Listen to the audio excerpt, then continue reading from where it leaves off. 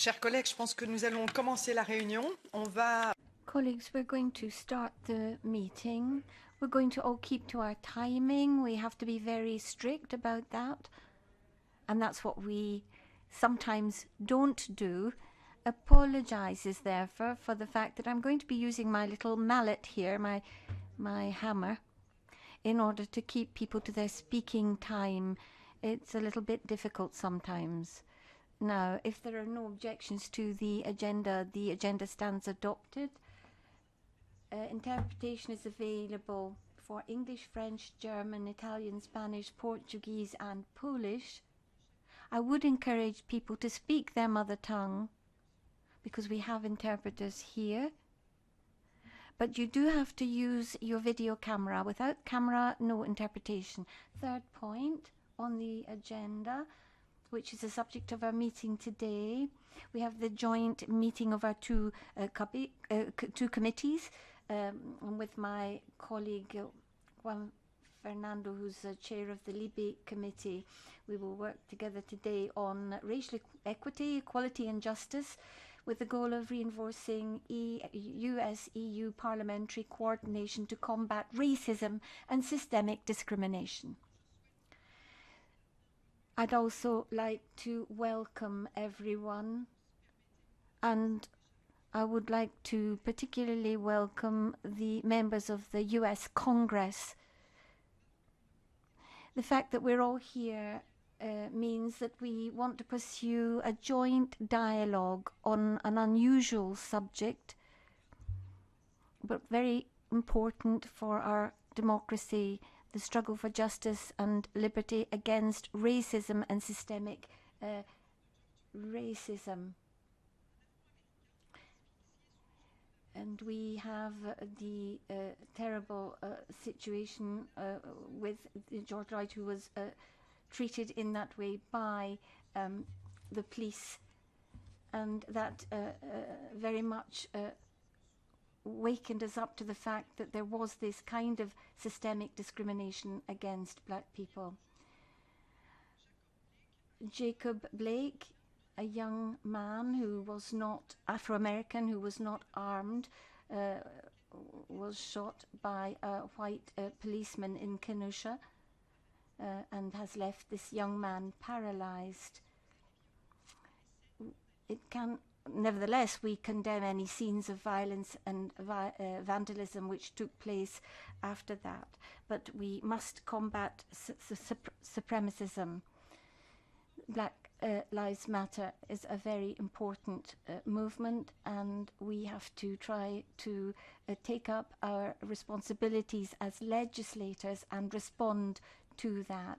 That is why, with this joint meeting, together with the Civil Liberties Committee, we're going to have an exchange of views on this subject, and I'd like to give the floor now to Juan Fernando Lopez.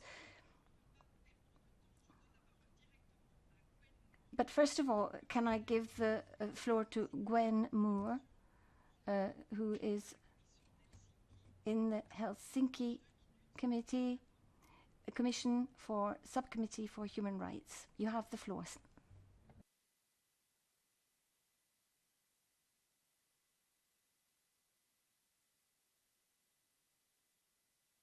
Thank you so very much.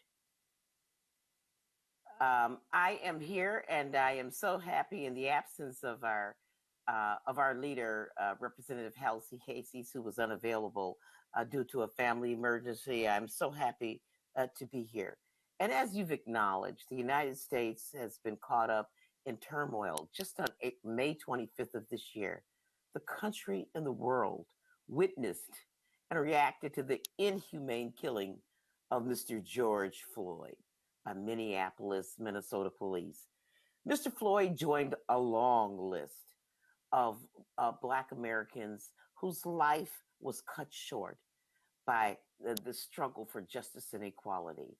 We all benefit from a stronger and more united union when we promote the rights and values of our citizens, regardless of race, sex, language, and place of national origin. So I am so delighted to have been able to join my colleagues following Mr. Floyd's untimely death to introduce legislation called the Justice in Policing. I've introduced legislation which supports resolutions on criminal justice reform for many, many years. But recently, I joined in the Justice in Policing policy by adding a provision that would require de-escalation training and make it mandatory for police officers, an action that was first inspired by the tragic death of a young man in my community by the name of Dontre Hamilton, who was shot 14 times by police. And his crime, he was sleeping unarmed on a public park bench in Wisconsin. And of course, as has been noted, the recent shooting of Mr. Jacob Blake also in my home state of Wisconsin. The issue of racial justice, however, goes just beyond policing and criminal justice reform. Racism is systemic and pervasive in our everyday institutions. It pervades housing opportunities, job opportunities, educational opportunities, and unfortunately, even our health system. Indeed, the systemic racism has been very vividly apparent during the COVID-19 pandemic, where we have seen a rise and disparate impact on people of color. We have seen the anti-Asian rhetoric with regard to the origin and the handling of the pandemic. And of course, the disproportionate deaths among minority and marginalized communities nationally.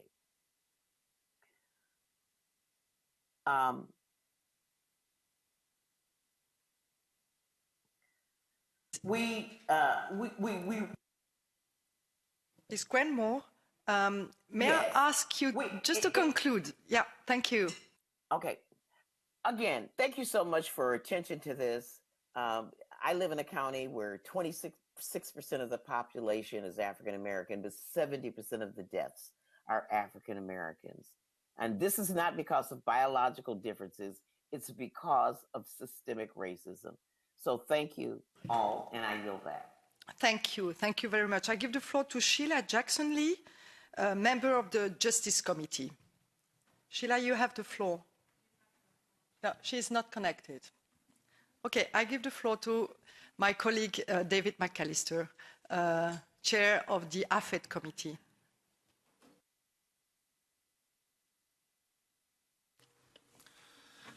Thank you, Chair. Thank you, Maria. On behalf of the Foreign Affairs Committee, I would just like to briefly thank the Subcommittee on Human Rights and our Committee on Civil Liberties, Justice and Home Affairs for organizing this event together with our colleagues from the US Congress and the US Helsinki Commission. Transatlantic relations, and we deal with these issues on a weekly basis in this Parliament, are based on common values and deeply rooted democratic principles. I think it's important to underline that across the Atlantic we share the spirit of individual liberty and the conviction that governments must be bound by the rule of law that preserves the rights of individuals and also of minorities. These are the foundations of our democratic societies and core values that we try to support in the rest of the world. As has already been underlined by the previous speakers, racism and discrimination are an American phenomenon, but not only. They are a global issue, and we must stand against this together.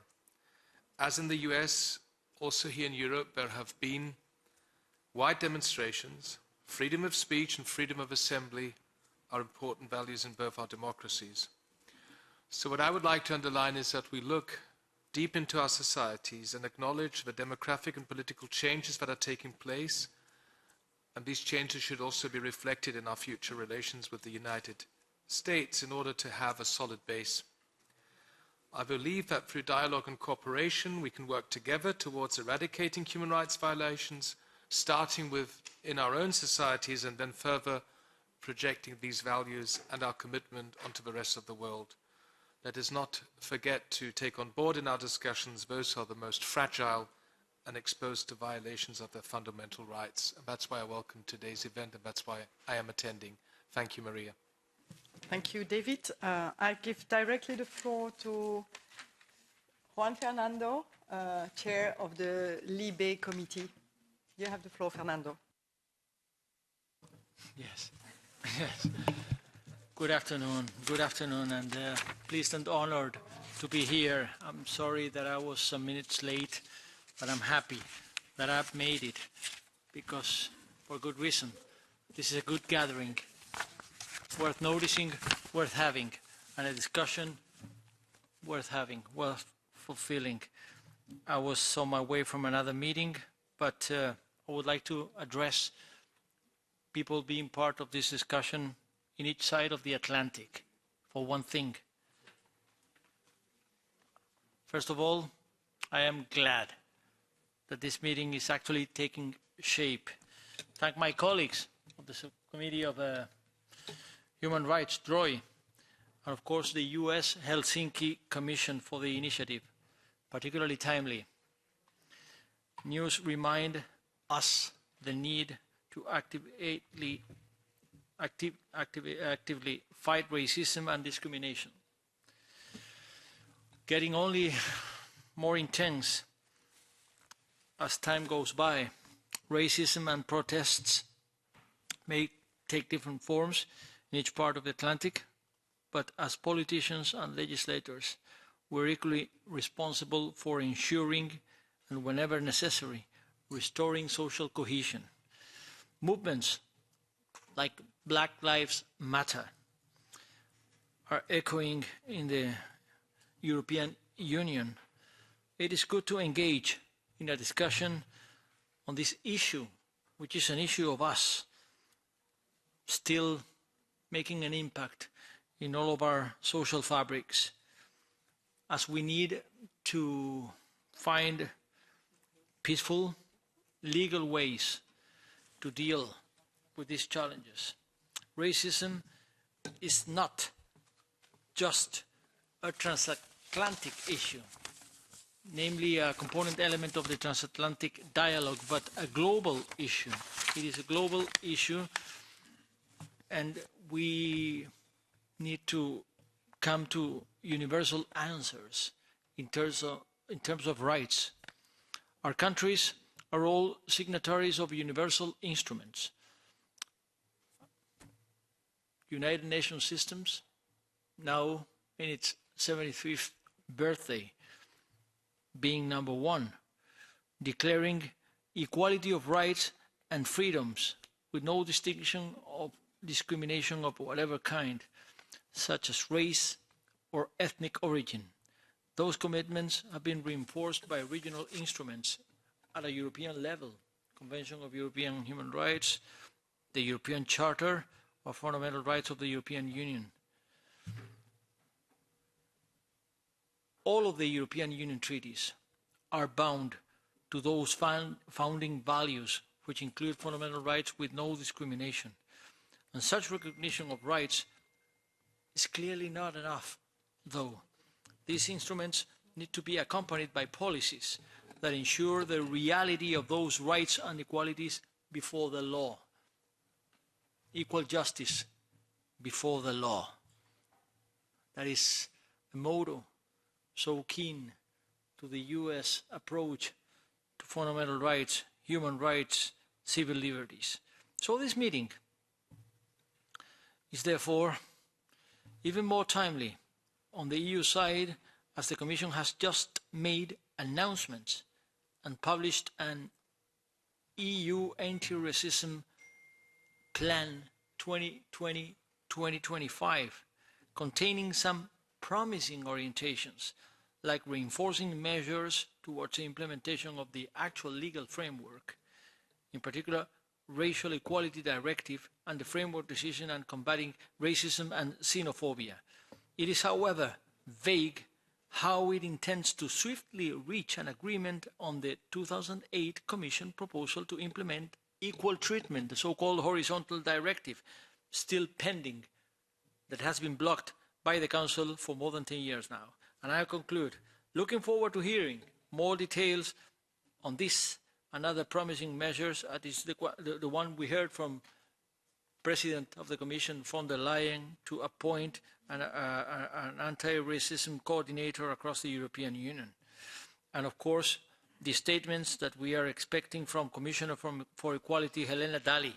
She will indeed join us to elaborate on the present action plan. So I thank all of the members of this discussion, and I am honored to pass the floor to Honorable Ali L. Hastings. Yep. No? No, because we have had to change a little bit because you were a little bit late, so we changed something. So the order of the debate has been changed, but anyhow, I pass the floor to our co-chair. Thank you, Juan Fernando. Maria, back to you. Thank you. I give the floor now to Kristen Clark. Elle est présidente. I will use French and sometimes English because I think that democracy and respecting differences is also speaking our own language. So it is possible here, and I thank the interpreters to give us the opportunity to speak our own language. So I will speak now in French. Donc, Kristen Clark. So I present Kristen Clark, who's President and Executive Director of the Lawyers Committee for Civil and Human Rights. Thank you. 8 minutes. Good day. My name is Kristen Clark, and I'm the President and Executive Director of the Lawyers Committee for Civil Rights Under Law. The Lawyers Committee, the organization that I lead, was founded at the request of President John F. Kennedy in 1963 during the height of the last civil rights movement. We work to advance racial justice by mobilizing the leadership and resources of the private bar to protect the civil rights of Black people and other people of color. I'm here today to sound the alarm on the urgency of the police violence crisis gripping communities across the United States. The killing of George Floyd, Ahmaud Arbery, and Breonna Taylor have laid bare the crisis of police violence and racial violence faced by Black people across the country. These crises find their roots in our sordid history of slavery and our failure to reckon with our nation's history of racism. The deaths of unarmed Black people have resounded with millions of people across the country, making clear that racism infects every aspect of the criminal justice system and our nation. For months, diverse coalitions of Americans of all races, ethnicities, ages, and backgrounds have taken to the streets to protest and support the Black Lives Matter movement. Now we are at a turning point as a nation where people across the country are urging the federal government to take bold and transformative steps to fundamentally change the broken relationship between law enforcement and communities of color. We know that Congress stands to play an important role in this fight. The George Floyd Justice in Policing Act meets the challenge of this moment by incentivizing officers to act more as peacekeepers and partners with the community, incentivizing de-escalation tactics and banning techniques like chokeholds and no-knock warrants. This important legislation would also create stronger accountability mechanisms for officers who break the law and violate civil rights, end qualified immunity, strengthen the ability to federally prosecute cops who use force without basis, and create a national registry of officers who have broken the law or committed misconduct so they simply can't be rehired in another state. I applaud the leadership of Congresswoman Karen Bass, who is participating today in moving this legislation forward. But as a congressional bill was under consideration, our nation mourned yet the killing of another unarmed African American, Rayshard Brooks, a Black man killed by a police officer in Atlanta, Georgia, who was merely sleeping in his car in a Wendy's parking lot at the time that he was confronted by police. The killing of unarmed Black men and women across our nation is part of the cancer of racism that we face. It is the civil rights issue of our time, and it is past time that we acted. These killings have gripped the attention of our nation and the world because of images captured on smartphones that swiftly go viral. These images make it virtually impossible for us to ignore the crisis or look away. We also know that these incidents are arising at a time of escalating white supremacy and racially motivated activity, a pattern that we see across the globe. We need to understand the forces that are allowing white supremacy to tear at democracies across the globe. We also note attacks on the right to protest, a right that lies at the heart of American democracy. As the movement for Black lives grows, attracting people of all races, religions, ages, and backgrounds, we have seen law enforcement at the local, state, and federal levels in certain parts of the country clamp down on protesters using militarized approaches, rubber bullets, pepper spray, riot gear, and more. My organization, the Lawyers Committee for Civil Rights Under Law, filed a federal lawsuit along with our partners involving an assault on protesters assembled in Lafayette Square just outside the shadow of the White House on June 1st. Our nation's highest law enforcement officer, Attorney General Barr, ordered the use of force on a crowd without warning or provocation. Our case, Black Lives Matter versus Trump, seeks to hold the federal administration accountable for its actions. It is remarkable that in 2020, we are facing unconstitutional use of violent force on peaceful protesters at the hands of our federal government. American democracy will only flourish when free of racial and political violence, and when citizens have the right to protest and call for reform. When the law does not sufficiently protect people, we must leverage every tool in our arsenal to ensure that people of all races, colors, and creeds have the right to equal treatment and protection under the law, so that we can live up to our nation's most cherished principles. We look forward to promoting racial justice and identifying a restorative justice approach to these issues with partners here and across the globe. Thank you for the opportunity to speak today. Thank you, Kristen Clark. I give the floor, je donne la parole à Papendia. I give the floor to...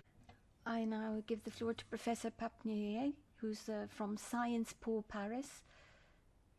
I have already heard him speaking at a debate in the Human Rights Committee. You have the floor, sir. Merci, madame.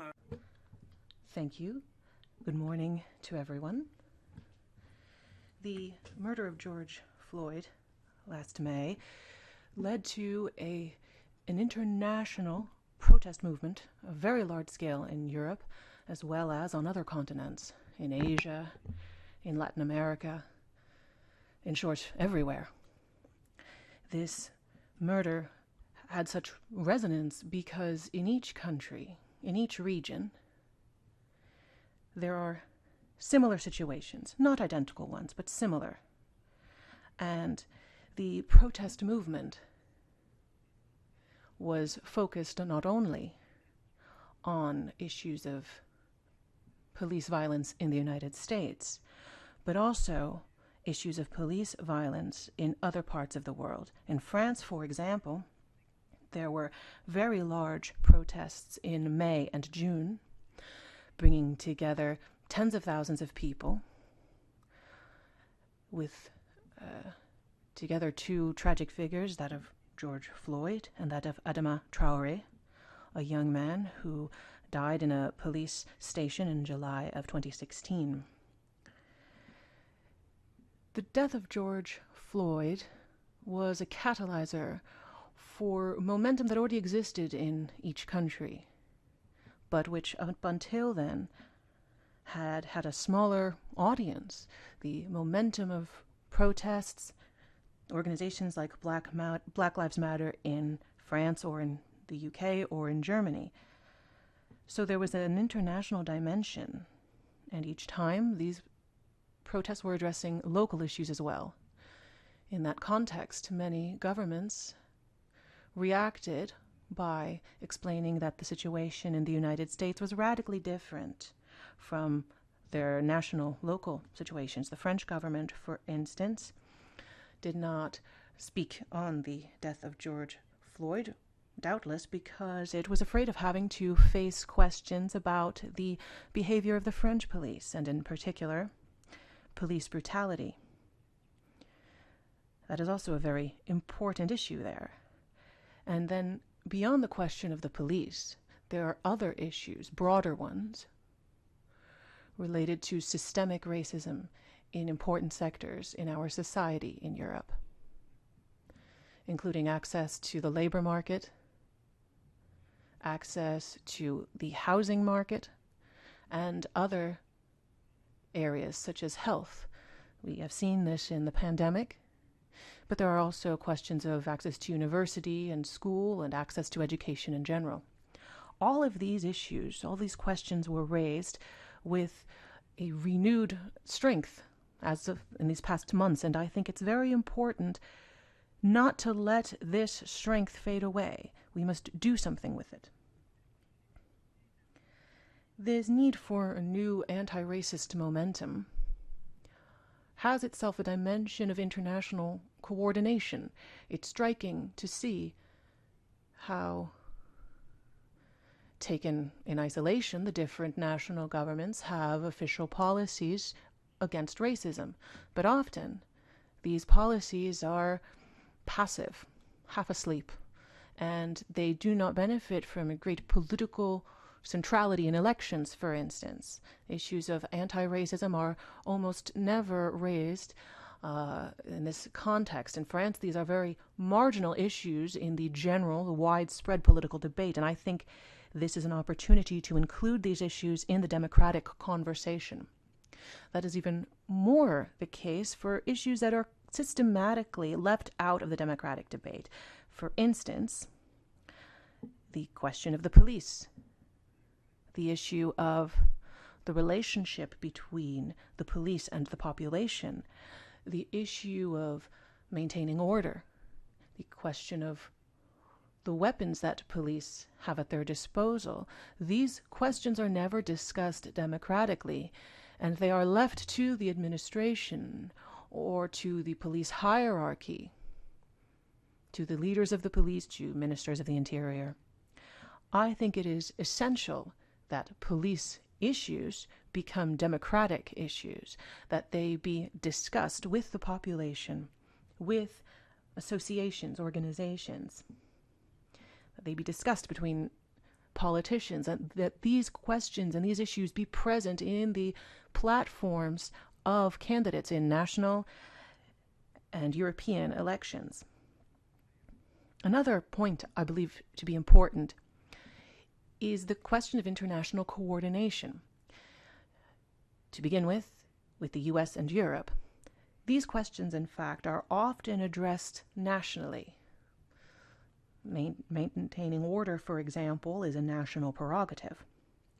Yet this issue, politically and democratically, could be debated at the international level, comparing, examining what's done elsewhere, trying to draw inspiration from foreign examples, including examples from our neighbors, when neighboring countries do better than we do. I'm thinking of France in this example, when it comes to this issue. Another important issue is the issue of measuring racism and discrimination. In Europe, there is often a great deal of delay in this area. In France, for instance, we do not have statistical data, at least in a sufficient amount, to measure or compare or to undertake a transformative approach to achieve reasonable goals. And so I think it is also useful to reflect on research, the collection of statistical data at the European level, which could be compared to what is already available in the United States. The last point I'd like to raise refers to the need in Europe to have a coordinator, a European coordinator on the issue of racism, and particularly on the issue of racism against black people. That question has not been sufficiently addressed in Europe. It has been perhaps considered as an issue that's in the past. Racism is a problem which sometimes is thought to be something from the past, but on the contrary, it is very present in our societies, and racism against black people is a reality in Europe as well. And a final point, there is also the question of history. Issues related to slavery, those are also European questions. They're not only American ones. France, Great Britain were powers which organized trafficking in slaves and who organized slavery, and many other European countries also benefited from slavery and from colonization in Africa and in parts of the rest of the world. And so that question also deserves to be better addressed in school curricula, as well as in museums, in public recognition of history being not only a history of the light, but also of the darkness. It is part of the European history.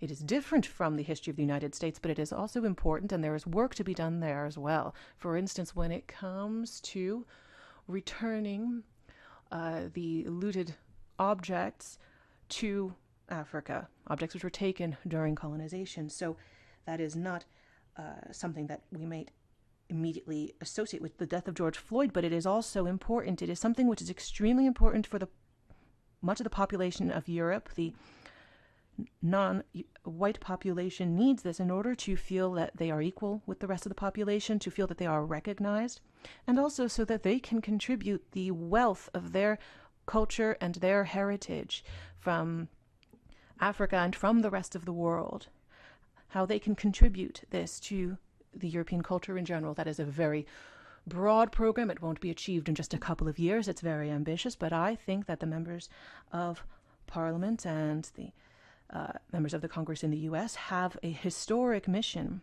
to address these very serious issues, which make the daily life of their black fellow citizens or their non-white fellow citizens, that is to say millions of people in both Europe and the U.S. Thank you very much, Mr. Ndiaye. I'd like to give the floor now to Hilary Shelton, who is director of the NAACP's Washington Bureau. He is Senior Vice President for Advocacy and Policy.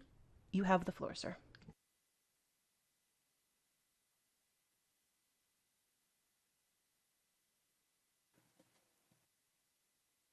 Connected? Please press the speak button. There you go. Can you hear me now? Yeah, it's okay. Yes. Very good, very good. Thank you, thank you. I'd like to again thank the Organization for Security and Cooperation in Europe, Office of the High Commission on National Minorities, the Helsinki Commission, and others involved in bringing these issues to the attention of the world, quite frankly. The deeper we've gotten into these concerns, the more we realize that the borders for police brutality and misconduct are not limited to the borders of the United States. As we raise issues throughout the country and throughout the world, we're seeing that more and more we need national standards to address these concerns. So with that, I'd also like to thank our U.S. champions, people like Congressman Alcee Hastings, Gwen Moore, Sheila Jackson Lee, Senator Ben Cardin, Congresswoman Bass, and our other friends, including President Kristen Clark, that's already spoken, that is, to this forum. Too many names have come up, and as the NAACP begins to look at these issues, we realize how important it's been to be what we are for the last 111 years, addressing issues and concerns of policing, among others. As was mentioned, I'm Hilary Shelton, Director of the NAACP's Washington Bureau and Senior Vice President for Policy and Advocacy. The NAACP is the United States' oldest and largest grassroots-based civil rights organization. That is, we were founded in 1909, and even to this day, we've stayed true to our mission of fighting racism and racial bias in all of its forms. We currently have more than 2,200 membership units in all 50 states throughout the United States, but we also still have branches on military bases in places like Italy, Germany, Korea, and Japan. Sadly, Racism still exists in the United States today as it does across the globe. Daily, we find ourselves faced with the challenges pertaining to combating police brutality, racial profiling, and other forms of racism. One question we constantly grapple with is how we, as people across the globe, can combat law enforcement misconduct and police brutality. One of our first tasks is to identify diversity among us. By this, I mean diversity based on one's race, ethnicity, religion, national origin, culture, and other differences. Equally, we have succinctly yet inclusively defined racism and xenophobia, as well as define the problems which are driven by racism and other biases, including police brutality, misuse of force, and other forms of discrimination. These definitions must be known and understood by not only the perpetrators of the problem, our police officers too often in these cases, but also those who are victims and the victims' families. As we've looked at the issues across the country, we decided that it was important that we go back to the NAACP's work on police brutality issues going way back. The names that came to mind were names like Rodney King. For those who were not familiar, Rodney King was nearly beaten to death by police officers and can still be sadly watched on video. We argue that perhaps that is the reason that so much attention has been brought, because of the new technologies allowing us to see what's going on, to see that sometimes our police officers are not honest. Sometimes when they file their reports about what happened on the streets when an unarmed person is killed, that it does not add up. Those police officers that nearly beat Rodney King to death said that indeed he was struggling and trying to get away from them, reaching for their guns. But there was a man across the street. We're talking about the early 1990s, in which we did not have video cameras on our cell phones. We did not have the kind of tools of video cameras on lampposts or otherwise surveilling certain areas. As a matter of fact, it just so happened during this time period, a white man standing on the balcony of his apartment, utilizing an 8mm camera, was able to shoot the police officers, that is, film the police officers as they beat Rodney King to the ground and continued to beat him, breaking bones and causing other major damage to him for no good reason at all. Rodney King was not armed either. But we know that that was only the beginning of what we saw on video. And sadly, and I should say, we're grateful that video has come into play as we look at these issues and challenges across our communities, our country, and quite frankly, throughout the world. Because we know that the new names that have been added to the list, sadly and unfortunately, include people like George Floyd and Dante Hamilton, Jacob Blake and Eric Garner, Michael Brown, Breonna Taylor, because we know that women are also beaten and shot to death in our communities as well by police officers, even as they are unarmed. We know about Ahmaud Arbery and Rashad Brooks and many, many, many others that we actually have video footage of, sadly and horrifically. But there are those who tell the stories whose names don't come forward because perhaps they don't have the video to be able to address those concerns as well. And that's why we're convinced that we need, again, first, good policy. Policy that sets the tone for whatever's going on throughout our society. What we've learned the hard way is that in each of these cases, regardless of how horrific, regardless of how outrageous and unarmed these people were at the time the police officers confronted them, the same story is often told. The story is told by some spokesperson for that police department that simply says, we're saddened for the family, for the loss of life of the person the police officer killed. But we also have to recognize that these police officers did not do anything wrong. They acted within the confines of the policies that are forward. We would argue those policies are, quite frankly, unacceptable. They are underestimating, and they do not provide the real protection that the American people need, regardless of our diversity, our color of our skin, our other differences.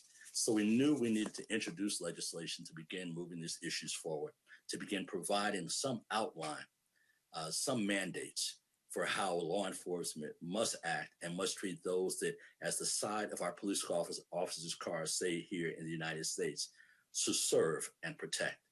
But too often we see that skewed as the problems and concerns of our communities across the country end up being directly tied back to those police officers. It raises some real quagmire in our minds. That is, why is it that police officers that are paid for with tax dollars, those who are trained utilizing tax dollars, those that should be held accountable with tax dollars simply are not? We've seen too many cases where the police officer was brought to justice, the issue was raised, time was allowed to pass, and as the grand jury in too many of these cases, end up rendering their decision of whether that police officer should stand trial or not. We realized that even that part of the program was jerry-rigged. What that means is that when you have a tool like a grand jury that is utilized to be able to assess whether or not charges should be brought under extraordinary circumstances of a police officer utilizing deadly force on an unarmed citizen, we know that it's extreme circumstances, extraordinary circumstances. But when we see prosecuting attorneys' offices actually utilizing that as a tool to further confuse the issue by not narrowing the facts of the case and actually putting before a 12-member or more grand jury all of the evidence with no tool for being able to isolate or otherwise form that evidence clearly and succinctly, the decisions are always going to come out that they don't have or they disagreed over whether there was a basis for prosecution. That's why we're delighted that our friend Karen Bass and so many of our friends at the Congressional Black Caucus, Hispanic Caucus, the Congressional Asian Caucus, and other progressive caucuses throughout the U.S. Congress supported legislation to actually provide a very comprehensive approach to police brutality and misconduct. Comprehensive approach that would deal with everything from racial profiling, teaching police officers how to carry out their responsibilities without racially profiling, learning a tough lesson.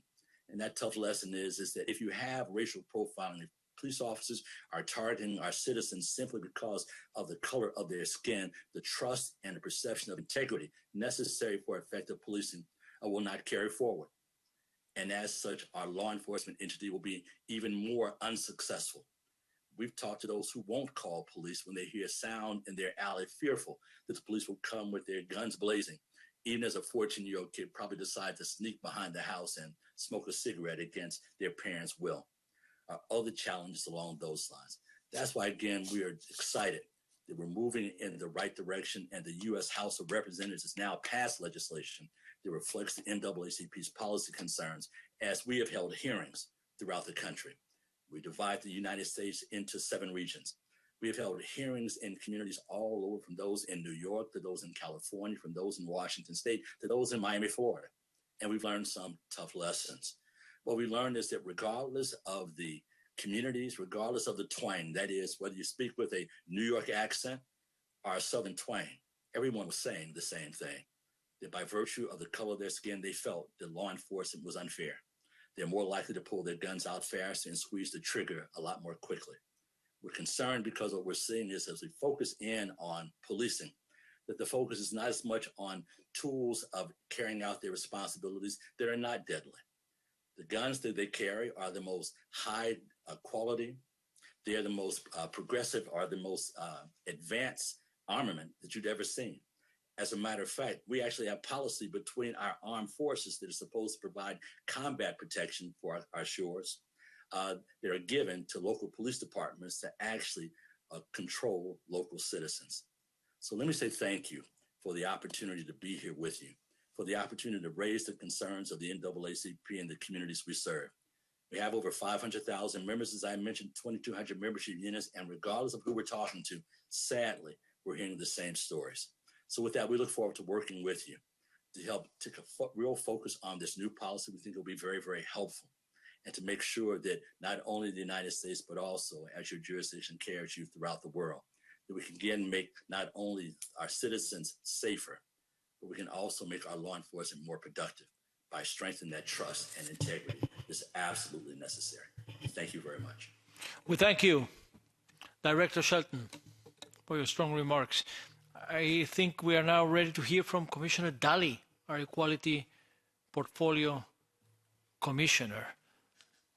If you are there, Commissioner Daly, the floor goes to you. You're connected. There you go.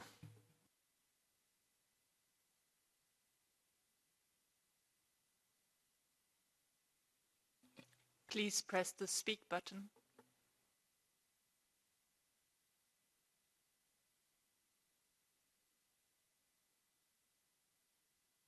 The mic. If you may turn on the mic, Commissioner Helena Daly, we may hear you well. If you don't turn the mic, it won't do.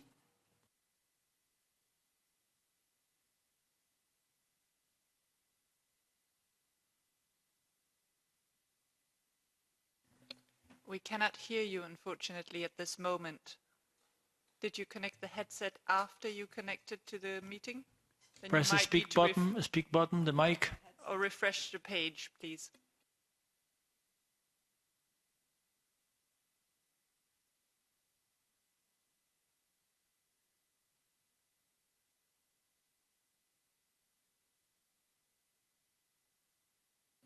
Please try again. Press the speak button.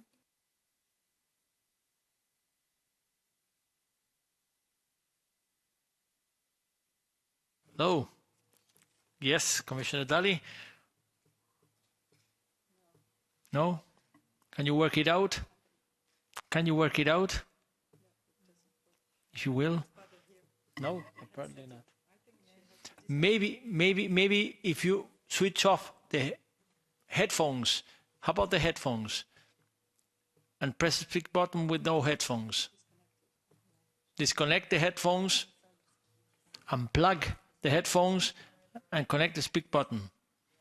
Maybe that'll do the trick. Can you hear me now? Yes, we hear you. Now you go. Oh, Commissioner Helena Dalli, the floor is yours. okay, sorry about that. And again, I thank you for organizing this timely seminar. The death of George Floyd raised the anger against racial injustice among Americans and Europeans alike and led to mass protests and condemnation of police brutality and human rights violations. In the European Union, as well as in the United States, sorry, are you not hearing me? Yes, we do. We do. We follow you. But We're following your presentation. somebody told me that they're not hearing me. Anyway, in the European Union, as well as the United States, people of all ethnic origins and from all walks of life have come together to call for justice. Justice is called for the millions of people all over the world who continue to face racial discrimination or any other form of discrimination which prevents them from enjoying their human rights in full. This underlines how racial inequality is still deeply entrenched throughout the world. Like in the United States, healing divisions and embracing diversity is at the foundation of our union, and we are in no way immune to the phenomena of racism and discrimination. Today's meeting is a genuine expression of our common goal to address the racism and systematic discrimination that has beset our societies, and I warmly welcome the initiative by the European Parliament and the US Congress Helsinki Commission to intensify cooperation on these issues. The transatlantic partnership is founded on shared values such as the promotion of human rights, democracy, equality before the law, and freedom of expression. In our bilateral relationship, we engage in robust and frank discussions and exchanges on best practices and policies to combat racial discrimination, xenophobia, and related intolerance. This is a key feature of the human rights consultation with our strategic partners. The EU Special Representative for Human Rights, Eamon Gilmore, has an open channel of communication and exchange with the US Department of State on human rights issues, including on the implications of COVID-19 for human rights, as well as for issues such as accountability of security forces, race, police violence towards people of color, and the importance of peaceful protests. The meeting of EU Ambassador Stavros Lambrinidis and the EU 27 heads of mission in Washington, where members of the Congressional Black Caucus on 8 September, was very productive, with concrete ideas that could be taken up by the EU and 27 member states' embassies in the US. I thank you for your suggestions and letter to President von der Leyen.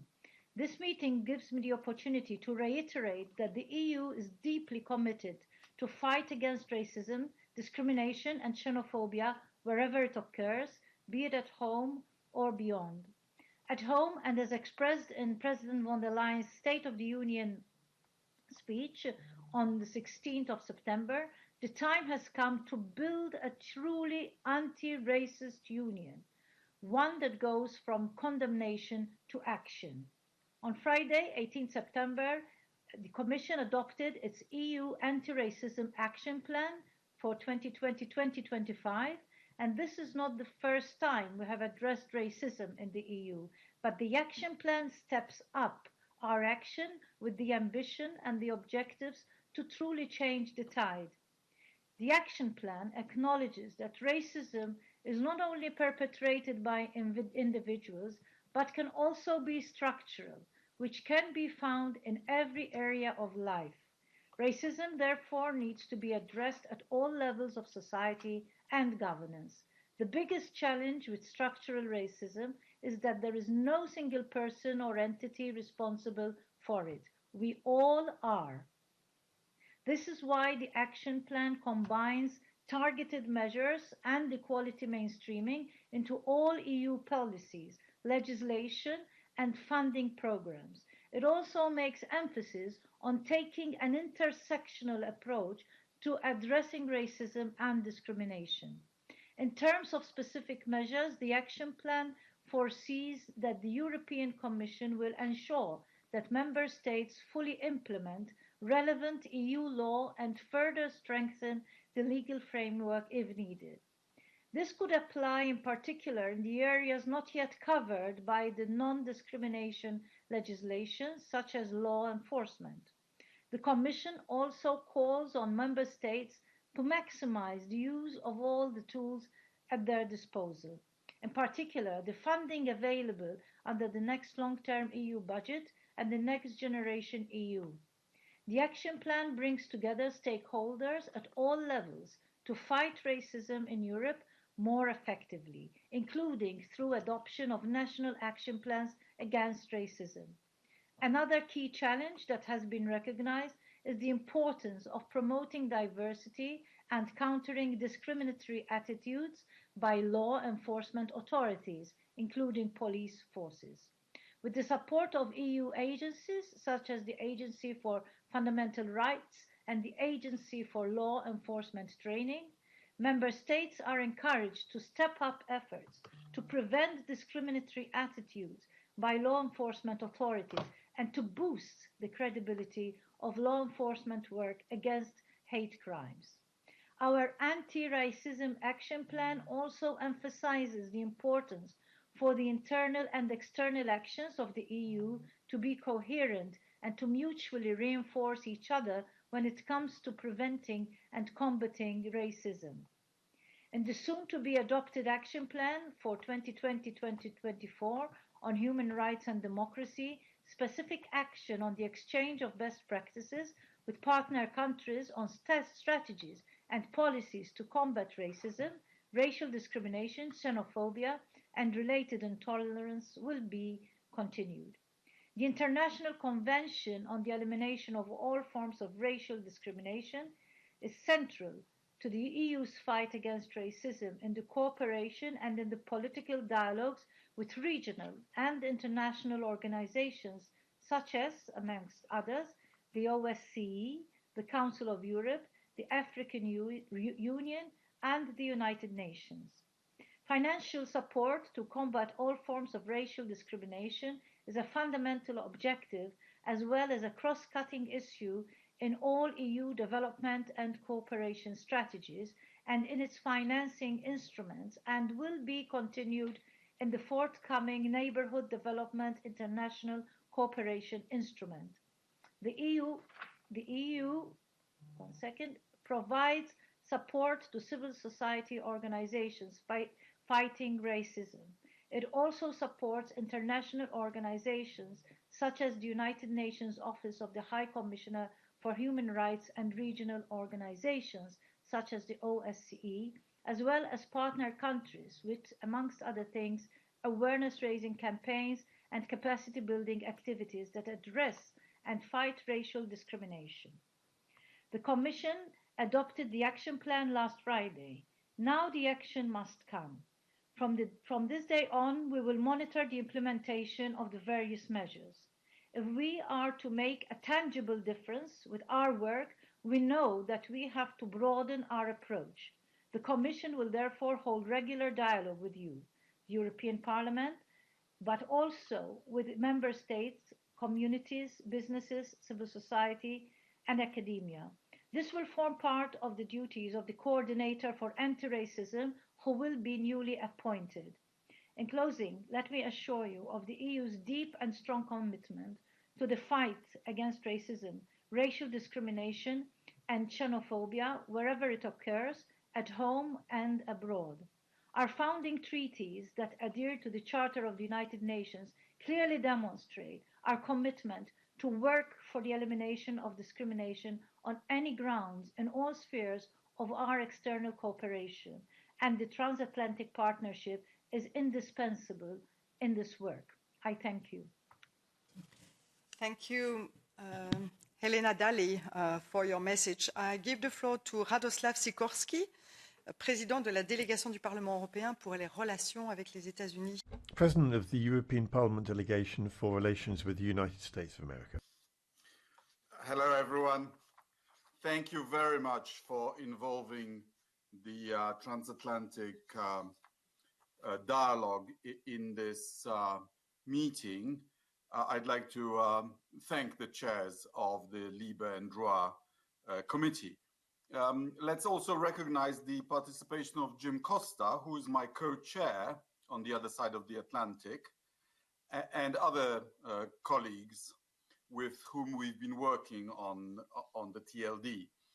I'd like to take this opportunity to encourage more members of the House of Representatives and senators to take part in the transatlantic dialogue.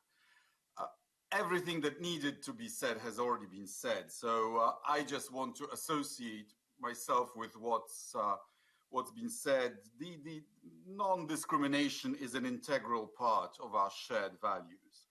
And I'd just like to add that populist and authoritarian trends that we've been witnessing in our societies are almost always accompanied by racism, anti-Semitism, homophobia, and other bigotry, and we need to exercise those things from our societies.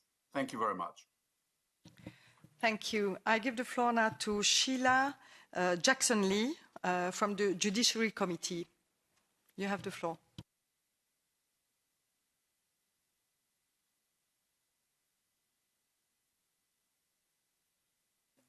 Please press the speak button on your screen.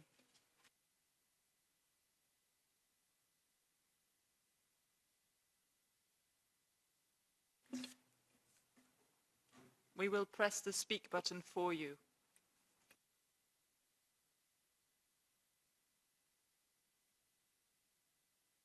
Press on the speak button here for her. See if the connection is there.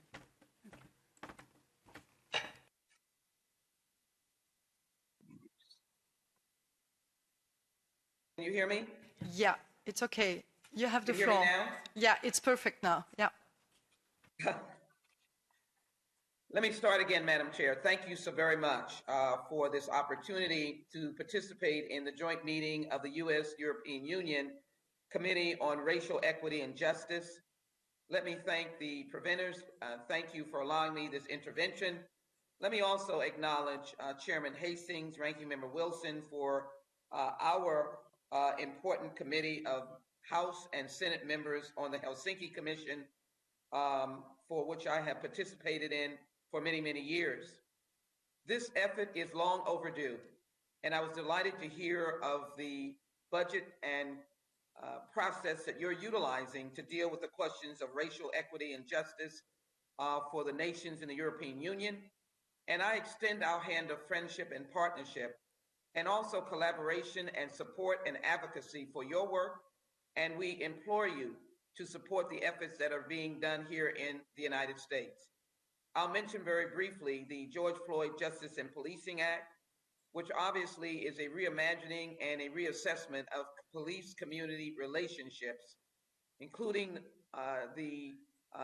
addressing the question of the continuous interactions with Black men and police in the United States, correcting the training of policing, ending racial profile, stopping chokeholds, ending no-knock warrants, and many others we think will be good for the community and the dignity of all people and police.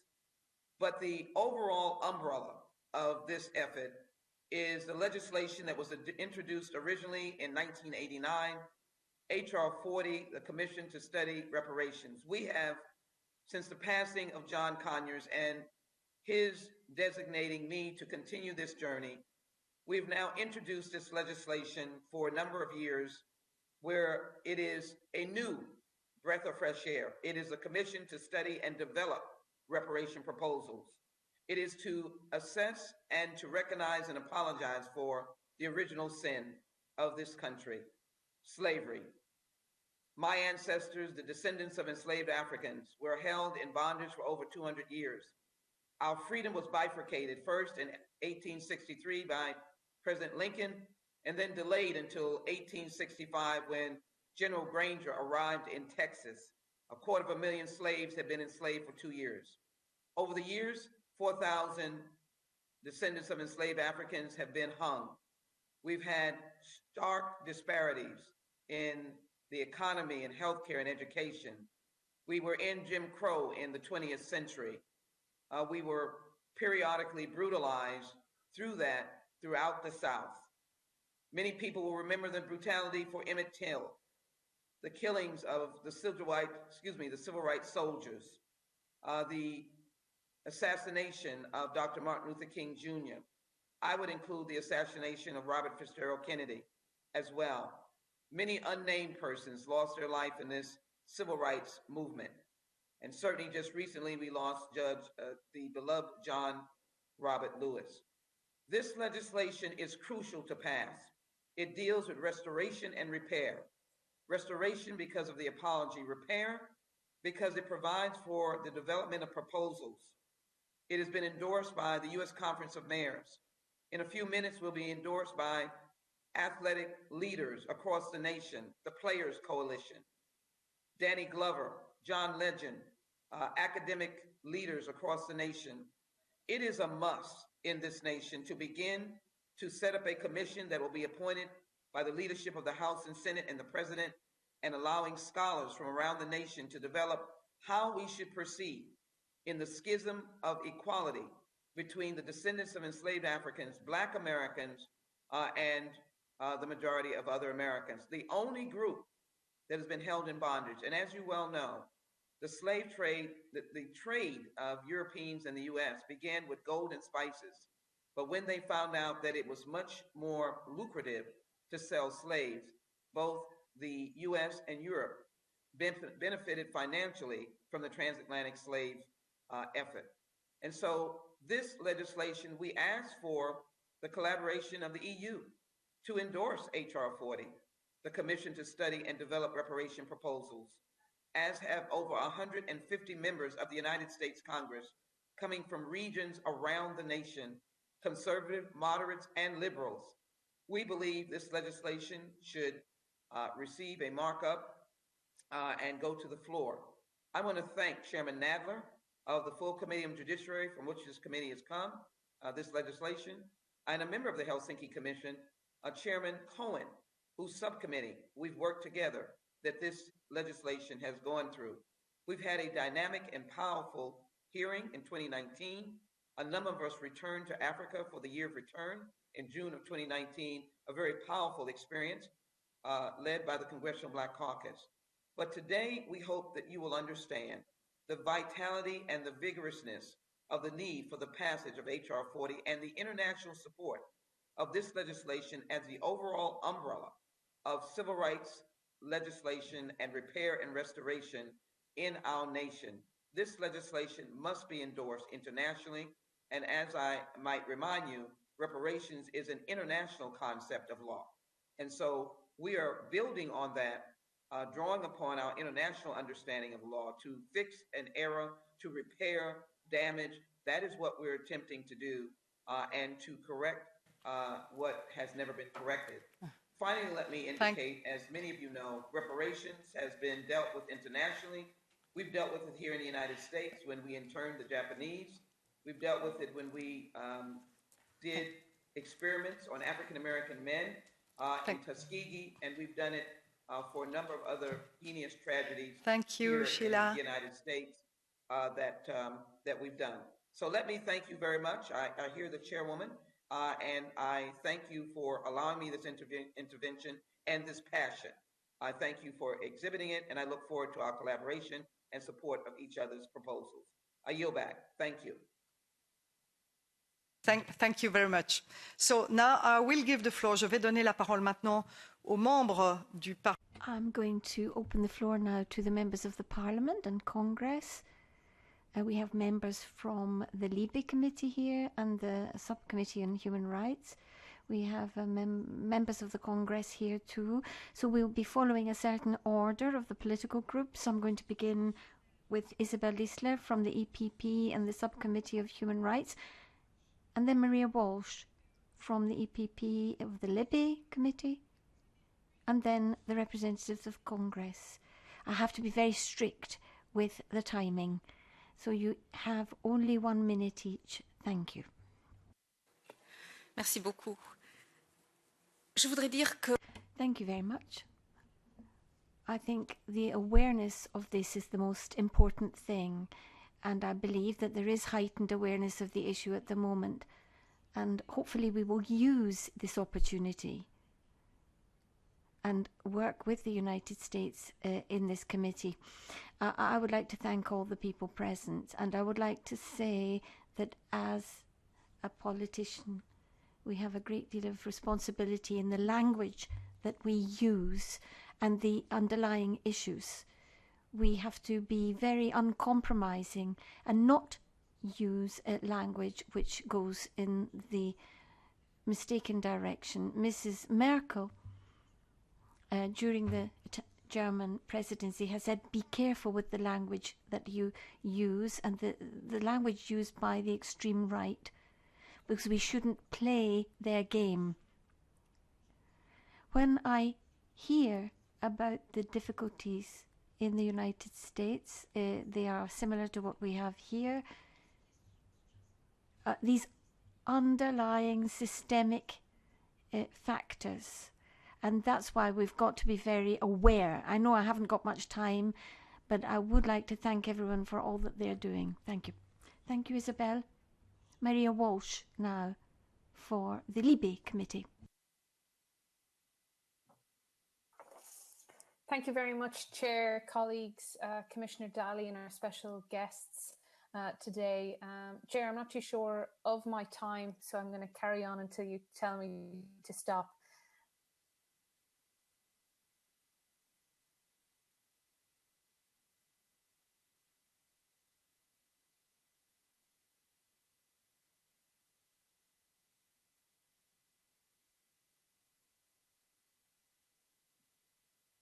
Are we live?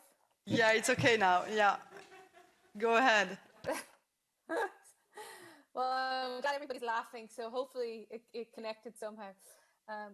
Picking up from my colleague from the EPP group, I just want to stress the Black Lives Matter movement has highlighted the symptoms and the disease of racism that exists in both European and American societies. Racist and discriminatory behaviours are deeply embedded in social, financial and political institutions and impact our policy making. Our citizens are constantly affected by racism in their areas and access to employment, healthcare, housing, financing, education, and of course, violence. The conflict between our values of equality and the reality of ingrained racism cannot be ignored. And it is time to acknowledge and act against the prevalence of racism and racial discrimination, to really consider what we can do in unison. And I'm therefore delighted to have the opportunity to engage with you, our US counterparts, on this today. Thank you, Maria. One question. Yeah, just one. Rapid. Too late. So I give the floor to Costa Jim Costa from the Congress.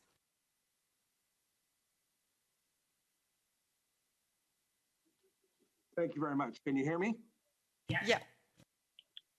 Well, I want to thank the European Parliament Committees on Civil Liberties, Justice, and Home Affairs, and the Subcommittee on Human Rights with the United States Congress and the Helsinki Commission for allowing me to participate today. This effort dealing with the Declaration of Racial Equality, Equity, Equality, and Justice with the goal of reinforcing the partnership between the United States and between the European Parliament to combat racism and systemic discrimination, I think is important, and obviously it's very timely.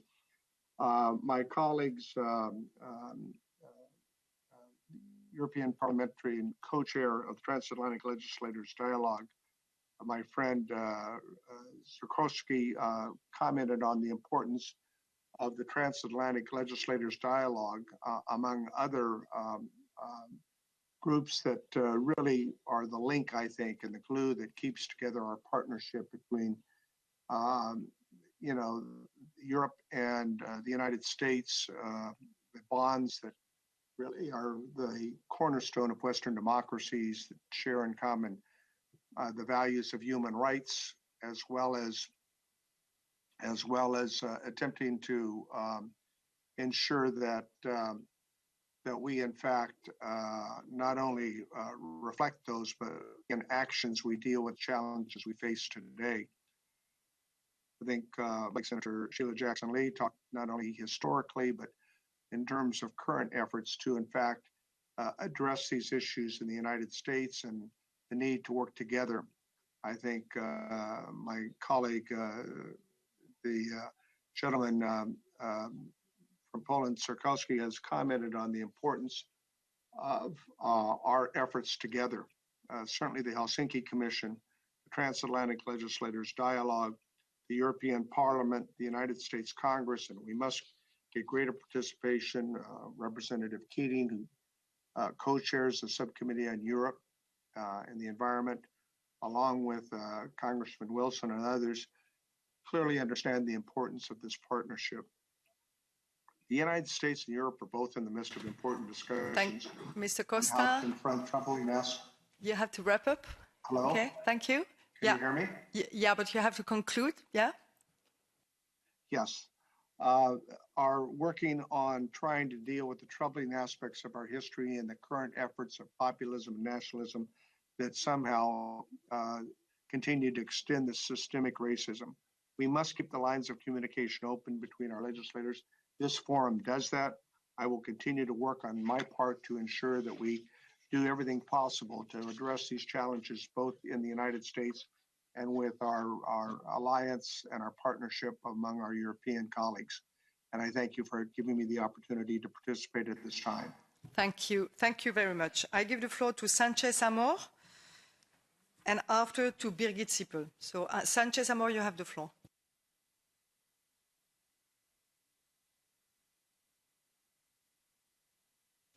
Yes. Thank you. Thank you, Maria. Me gustaría, voy a hablar en español. I will speak Spanish. I would like to welcome our American colleagues, Mr. Hastings, Roger Wisham, Mr. Carding, and everyone. There are two complementary approaches. One is the main issue of racism, and the other was the one that raised by Ms. Walsh, the symptoms, the microphenomenon. I think the global issue allows us for making big speeches, but if we look at the facets of racism, we can act politically. Over the last few years, I have done this in the area of police violence. We've seen this in racist police violence in the U.S. I've sent a letter to the Helsinki Committee in 2016. I made a public declaration back in 2018 and 2019. I had prepared to have a mission of the Parliamentary Assembly to the U.S.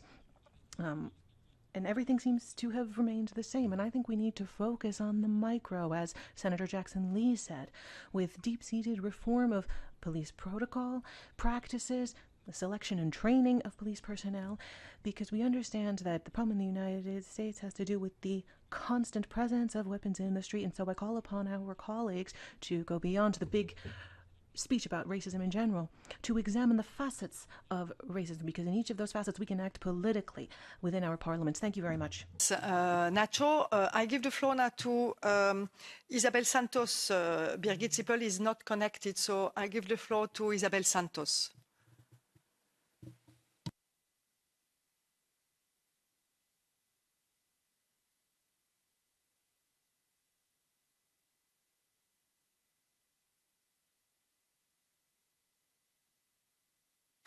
Please press the speak button.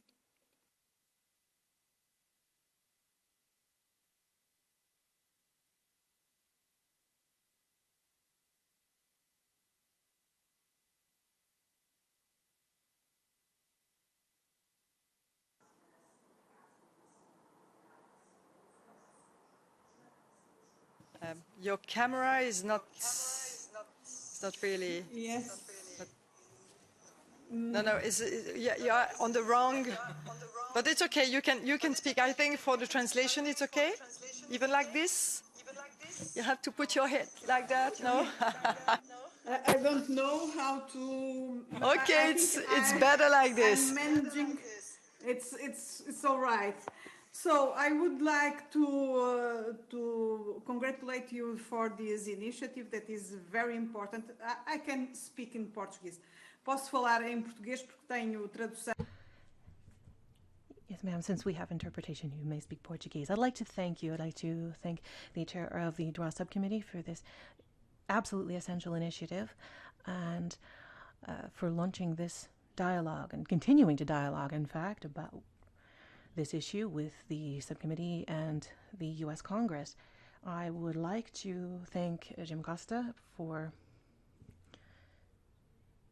his statements, and I'd like to thank all of the colleagues I've been able to work with within the Parliamentary Assembly of the Helsinki Commission.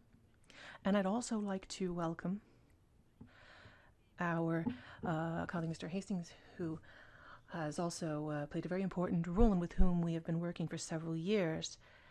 I think everything has already been said, but I think that the problem today is a structural one in our societies. And what we need to do is relaunch dialogue in a new way. We need to change and improve best practices to have a more efficient fight against these structural challenges, because it's a form of constant aggression. And having said that, I think something which was said earlier had to do with the issue of protocol and training of police personnel, because those police protocols should serve to fight against the problems we're facing today. We need to have a coordinating body to combat racism. That's something which interests me particularly. And I think that at the international level, we must continue having this dialogue and exchanging best practices, because that's something which so far has been lacking. Another element which has been raised is that we need shared criteria in the way that we manage data related to these phenomena, because having that shared approach would allow us to have reliable information, which in turn will allow us to implement political measures. Thank you. Connected? She's not ready. So is Garcia Silvia ready? So I give the floor to Garcia Silvia.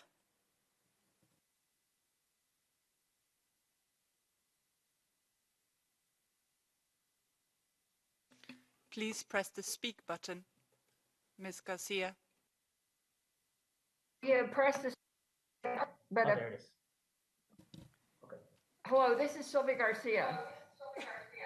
Yeah, it's okay for us. Yeah, it's okay for us. I think it's better for the translation that you leave the mask. You leave the mask. Oh. Thank I'm you. sorry, we're advised to wear them even when we're in our offices, so excuse me, but thank you so much, and thank you for your indulgence. Thank you to Chairman Hastings and members of the U.S. Helsinki Commission, Chairman Cohen, and all my colleagues of the Judiciary Subcommittee on the Constitution, Civil Rights, and Civil Liberties, and of course to all the members of the European Parliament for hosting today's historic joint meeting. I regret that we're not able to meet under better circumstances amid the pandemic, but I thank you all for your leadership and for your commitment to fighting racism and achieving equality and justice in response to the international George Floyd protests. As a person of faith, I believe the responsibility falls on each and every one of us to ensure that everyone is treated as a child of God. However, The reality is George Floyd was not treated as a child of God when he repeatedly said, "I can't breathe." Unfortunately, in America and some parts around the world, you are oftentimes treated unfairly and discriminated against if you are Black and, yes, brown also. The Latino community is also subjected and is all too familiar with the impact of police brutality.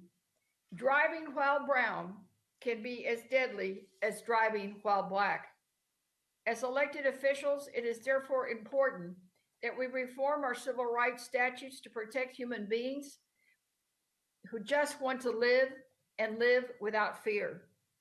That is why I was a proud original co-sponsor of the George Floyd Act to ensure systematic changes on all issues related to racism, police brutality, and racial profiling can come to an end.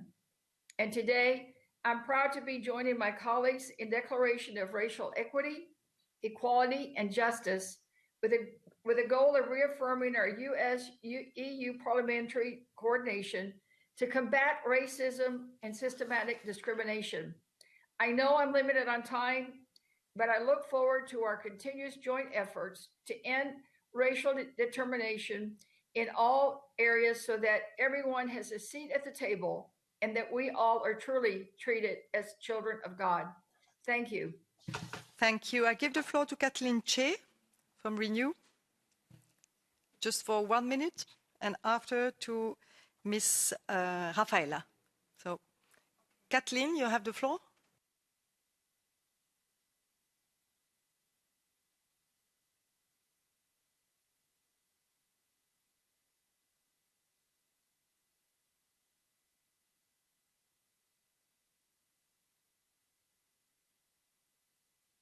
Hello.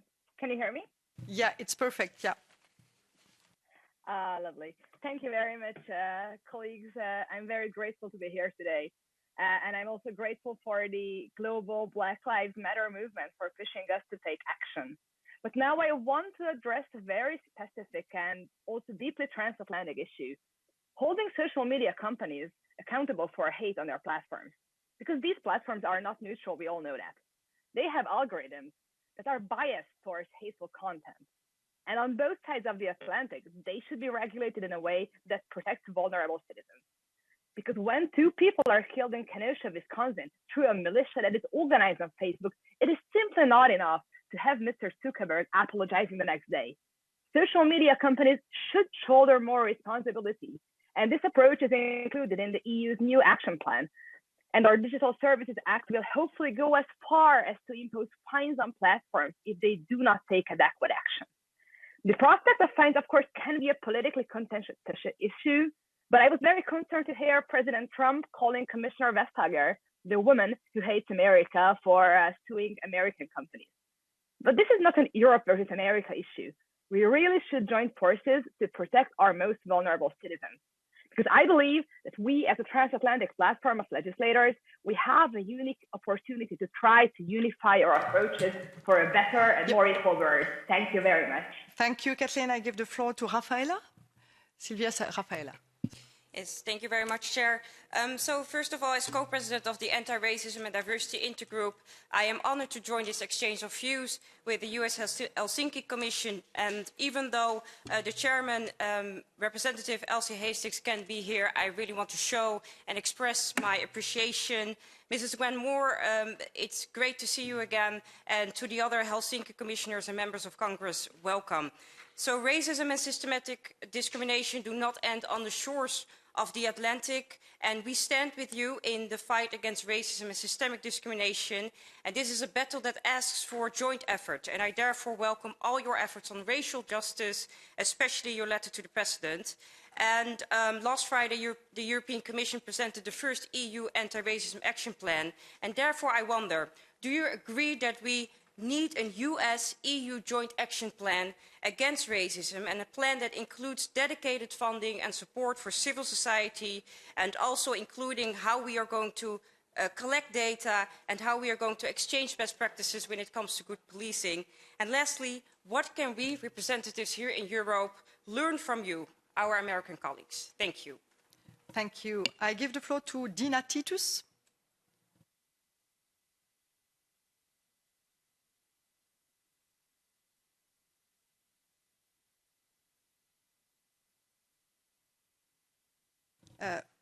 Karen Brass is connected? Hey, I'm here. You have the floor. Oh, thank you so much. I apologize. Thank you for including me today.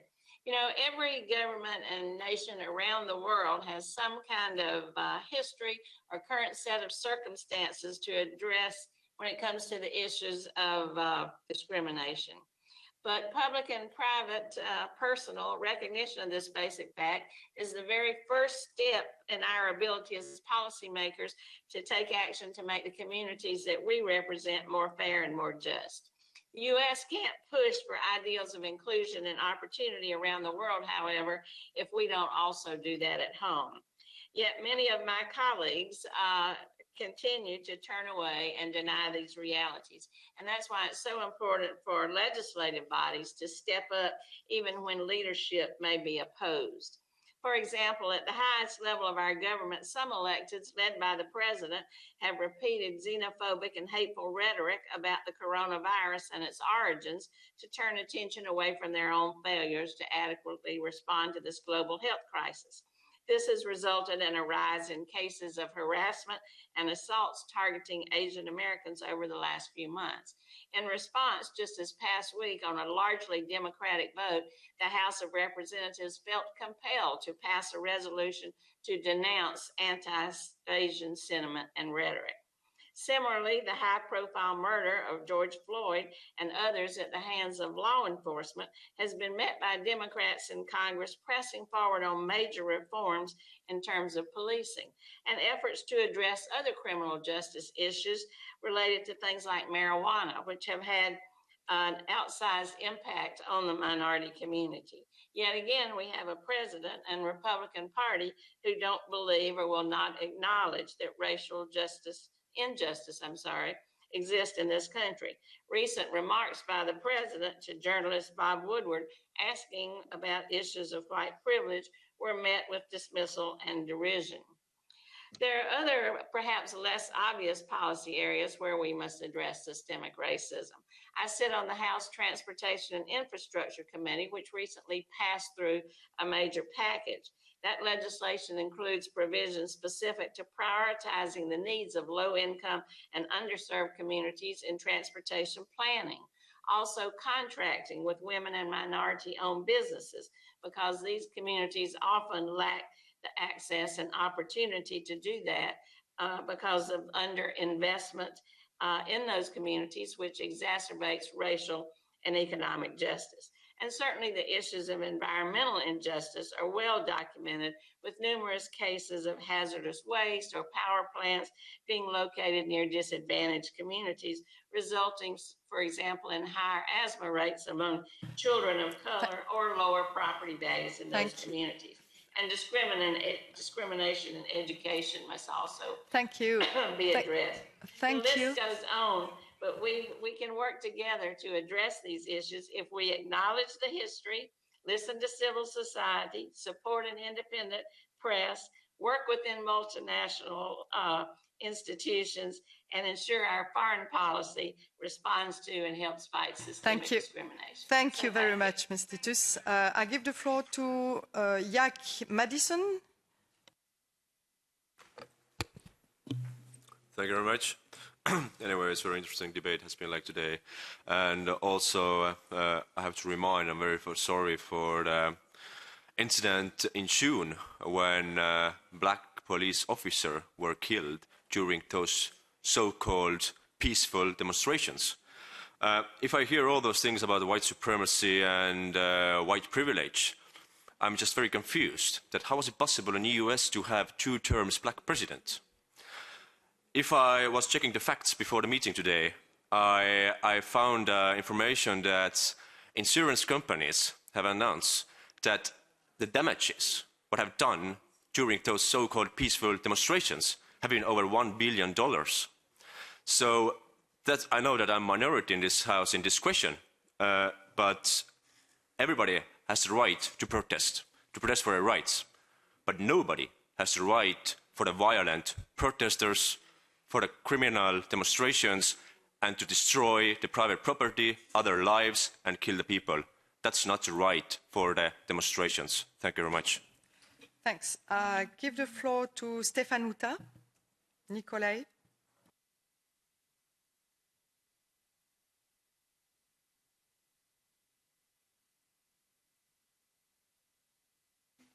Please press the speak button, Stefanuta.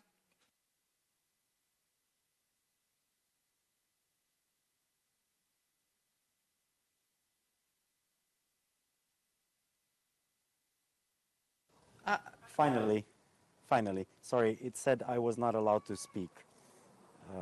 Can you hear me now? Yeah, you can. You have just 1 minute, so please. Yes, definitely. Thank you so much. But we need to see you. We don't see you, so without seeing you, it's not possible to interpret you. So I think it's better to have your camera. Not even in English? No, I prefer, because we have some members that are not speaking English, so we need the interpreters. So without camera, it's not possible. My time. Do you have a camera or not? Not possible from the device. Thank you. Sorry. Floor to Mr. Gregory Mix.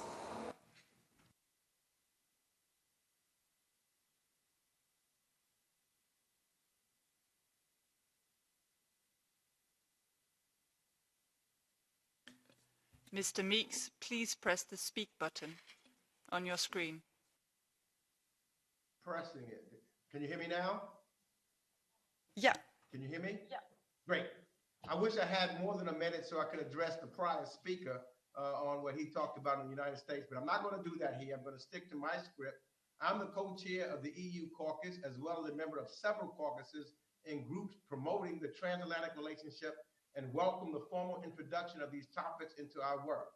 In reality, it has always been there. In Europe, as in the United States, our commitments to equality are not always lived up to, but the law is on the side of the individual.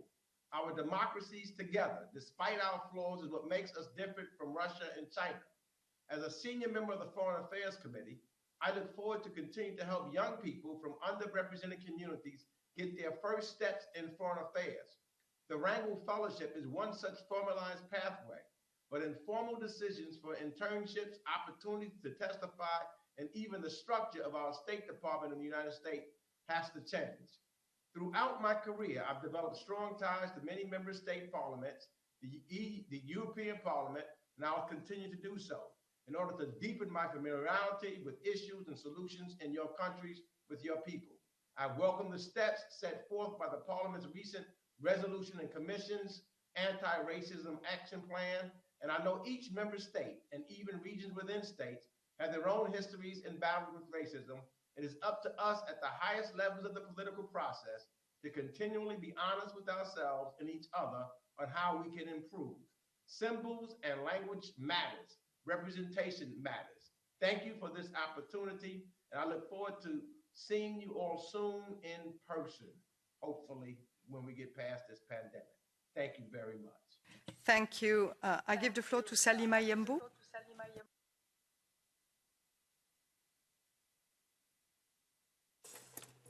Merci, Madame la Présidente.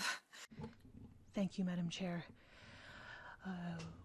We know that racism has its roots in slavery and discrimination. I have a question for our American colleagues. How do you view, is there a problem? How do you see our cooperation to move forward together towards a future without racism? As a member of a minority, I'm very invested in this question of racism and systemic discrimination. I'm very pleased to see our future cooperation. For the Commissioner Dalli, I look forward to working at a European and global level on this issue, but it's unfortunate we had to wait for the death of George Floyd for the Commission to finally decide to put forward a strategy to combat racism. However, it is true that it's better late than never. Concretely, what do you plan to do to ensure that minorities are visible within the Commission? What global concrete cooperation do you plan to implement on this topic within your recent anti-racism action plan? Do you plan to have a a plan of the same scope as the plan to fight for gender equality? And do you plan to address the thorny issue of the restitution of looted art objects to ensure the preservation of art and culture? Thank you.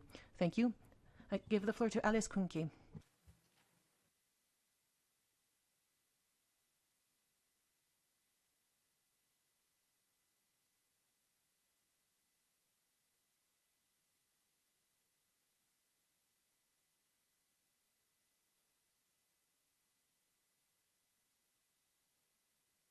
Thank you. And thank you for this opportunity to discuss how to strengthen the cooperation between the EU and the USA in the fight against racism. I have listened with great interest to our speakers. It's great to know and feel that jointly we might be able to make a difference that benefits us all. So what can we do? We can safeguard equal treatment through legislation, and we can learn on how to identify and combat racism through information and education. And we can support and encourage each other in creating societies where racism is not an option. And we can exchange best practice and support each other's efforts to address racism, including an international fora. But a more specific area where I think that we could all make a difference is the area of law enforcement. We should introduce proper accountability. How do we make sure that racist behavior in our police forces and the structural discrimination that comes with it is accounted for and dealt with in a constructive and just way? I'm looking forward to this discussion as a first discussion where we really work together and learn from each other. Thank you. Thank you. I'm not sure if there is somebody from the Congress being connected for the moment. So if not, I directly give the floor to our colleague Jorge Buxade Villaba.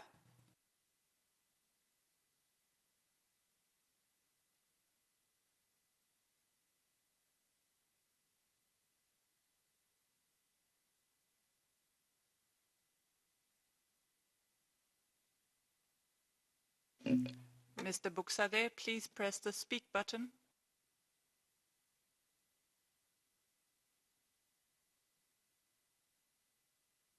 If he is not reacting, I give the floor to Asita Kanko.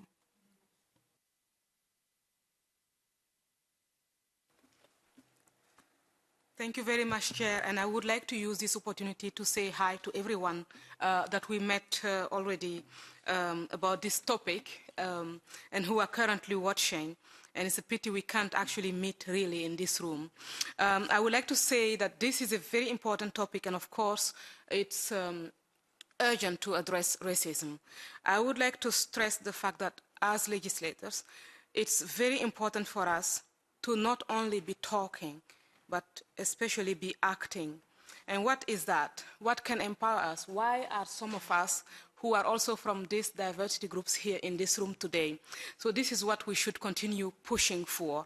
So we should be evoking real solutions, community policing, jobs, growth, education, opportunities for everyone, family stability with parents playing really their role, and fighting also crime in a certain way because it expands, and as I see as a legislator in Brussels myself, it will expand and then get a lot of young people with a difficult social economic background to get into that process again and lose themselves. So there is much to do, and I'm glad we are in this parliament and have the opportunity to do some things. And I want to thank you again for giving me the word in place of Villalba. Thank you, Asita. Thank you. I give the floor to Marc Vizet from the Congress. Not connected? We lost. Yeah. Okay. Urban Crespo. Gracias, Presidenta. Yo creo que el asesinato Thank you, Madam Chair. I think that the murder of George Floyd shone a spotlight on structural racism in the United States, but also right here in Europe. The racial profiling, institutional racism, the discrimination against migrants. It's a reality that those have all increased alarmingly, particularly during this pandemic in Europe and in the United States. And we feel that this is a structural problem, which is also reflected in migrant centers, in the camps of Lesbos or Samos. Those are open-air prisons where fundamental rights do not exist. And that's in the heart of Europe. And that is why I believe, and I welcome the anti-racism action plan presented by the European Union. I welcome the clear recognition of the existence of structural, institutional dimensions, and the historical dimensions as well, of racism in Europe. But I think that's not enough. The plan should, for instance, be stronger when it comes to measures to counter racist police actions, including specific measures to counter structural racism and to overcome the barriers that migrants face in Europe. Closing the internment centers would be a good measure to combat structural racism in Europe. Thank you. Janina Ochoska.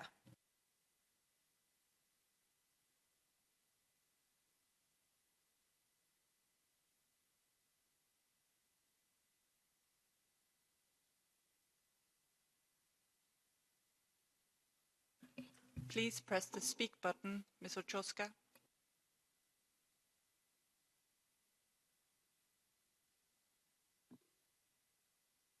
Okay, you have the floor. Okay, you have the floor. Yes, thank you. I will speak in Polish. Szanowna Pani Przewodnicząca, Szanowni Państwo. Thanks very much indeed, Madam. Ladies and gentlemen, Article 21 of the Charter of the European Union guarantees the right to non-discrimination. Now, this principle is part of the European operating framework. This problem that we're talking about of discrimination is based on missing education, a lack of education, and that's certainly true in Poland, where different groups of people, citizens, are discriminated against, LGBT people and immigrants, and then it's instrumentalized by people in politics, and they do that for political ends, using political means. That's what we've got to change, and the way to do it is through education. Can I propose that we work together on this, on both sides of the Atlantic? Combating discrimination must start with education. We're talking about terrible behaviour, and the reason for this terrible behaviour is because of a lack of awareness and a lack of an understanding of why these things are happening. This is a terrible problem. Marek Belka.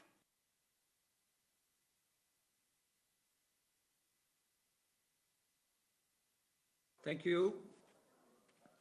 Well, this discussion shows very clearly that problem of racism is not just American phenomenon.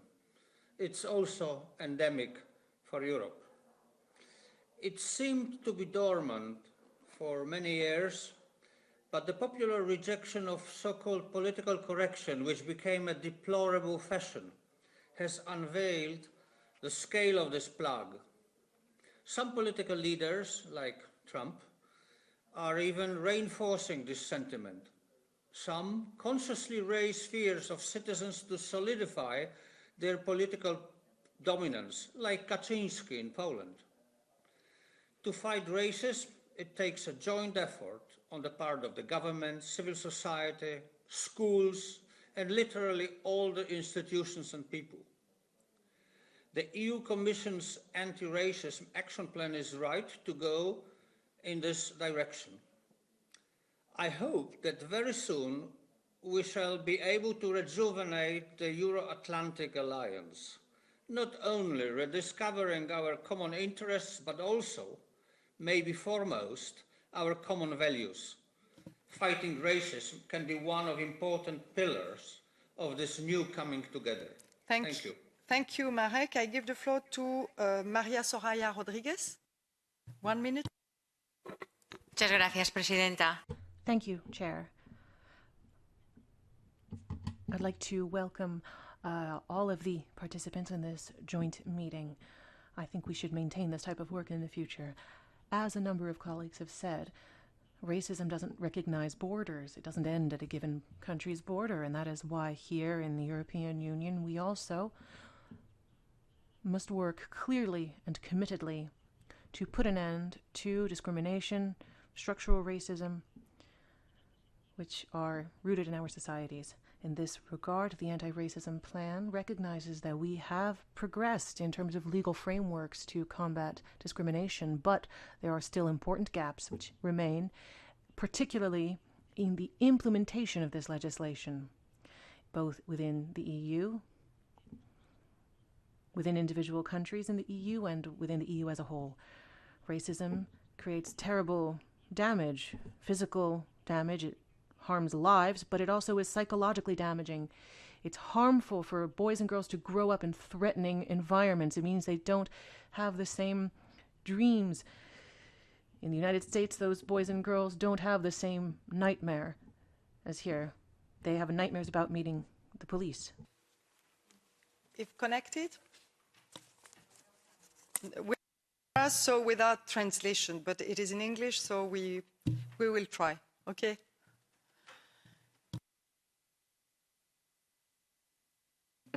Please press the speak button, Ms. Bass.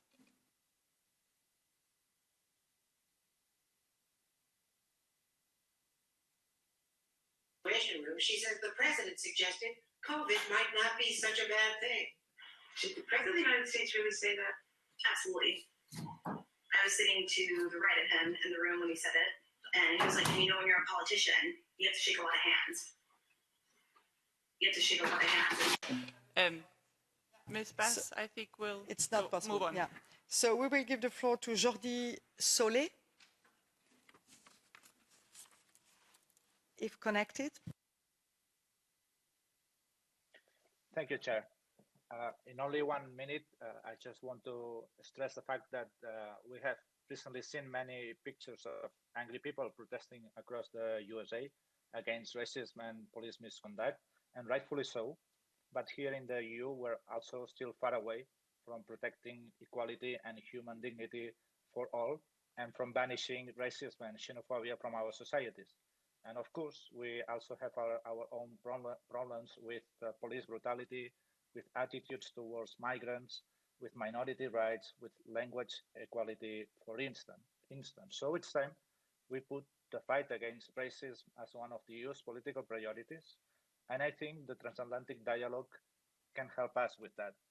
I'm glad that the Commission has just put forward a new anti-racist action plan, but I think this plan needs to focus more on the need to promote and facilitate learning tools and training for civil servants, especially law enforcement officers, when it comes to non-discrimination and respect for fundamental rights. We have to tighten rules on fair and democratic policing and combat police misconduct whenever it occurs. Because in the end, we cannot be united in diversity, as our motto goes, without taking seriously the protection of our diversity. Thank you. Thank you. I give the floor now for the last speaker is Mr. Franz. Thank you very much, dear colleagues. Today, we are witnessing the beginning of a transatlantic constituency ready to promote stronger than ever equality, equity and justice for all minorities and to combat racism and systemic discrimination based on the fundamental beliefs that all of us were created equal. My people, they are the largest ethnic minority of the European Union. We are more than 6 million, but at the same time, we are one of the most discriminated against minorities. In September last year, I was in Washington and spoke in front of the Black Caucus people. I shared with them my story. At the moment, the people in the room stood up and said, we have the same experience and the effects are the same too. I felt like home among the people sharing the same difficulties and bad times like me and my communities, and I feel the need to tell you what we can be stronger together. Why? For too many years, we minorities were separated, divided, And this was our weakness. We have to be united against the same phenomenon that hunted and it's still harming us nowadays, racism. Nowadays, we share the same pain, racism, police violence, scapegoating. I hope we will share a brighter future in a world of equality, in a union of equality.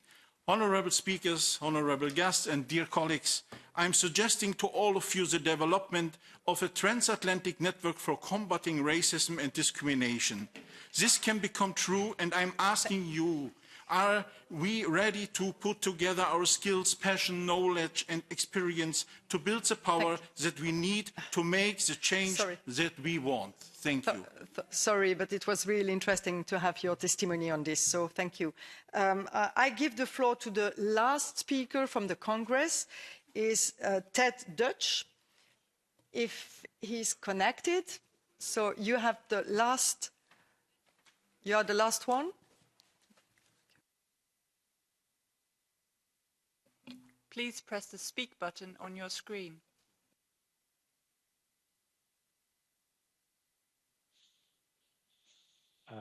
Okay. Can you hear me and see me? No, we just can hear you, but go ahead. I think it's okay.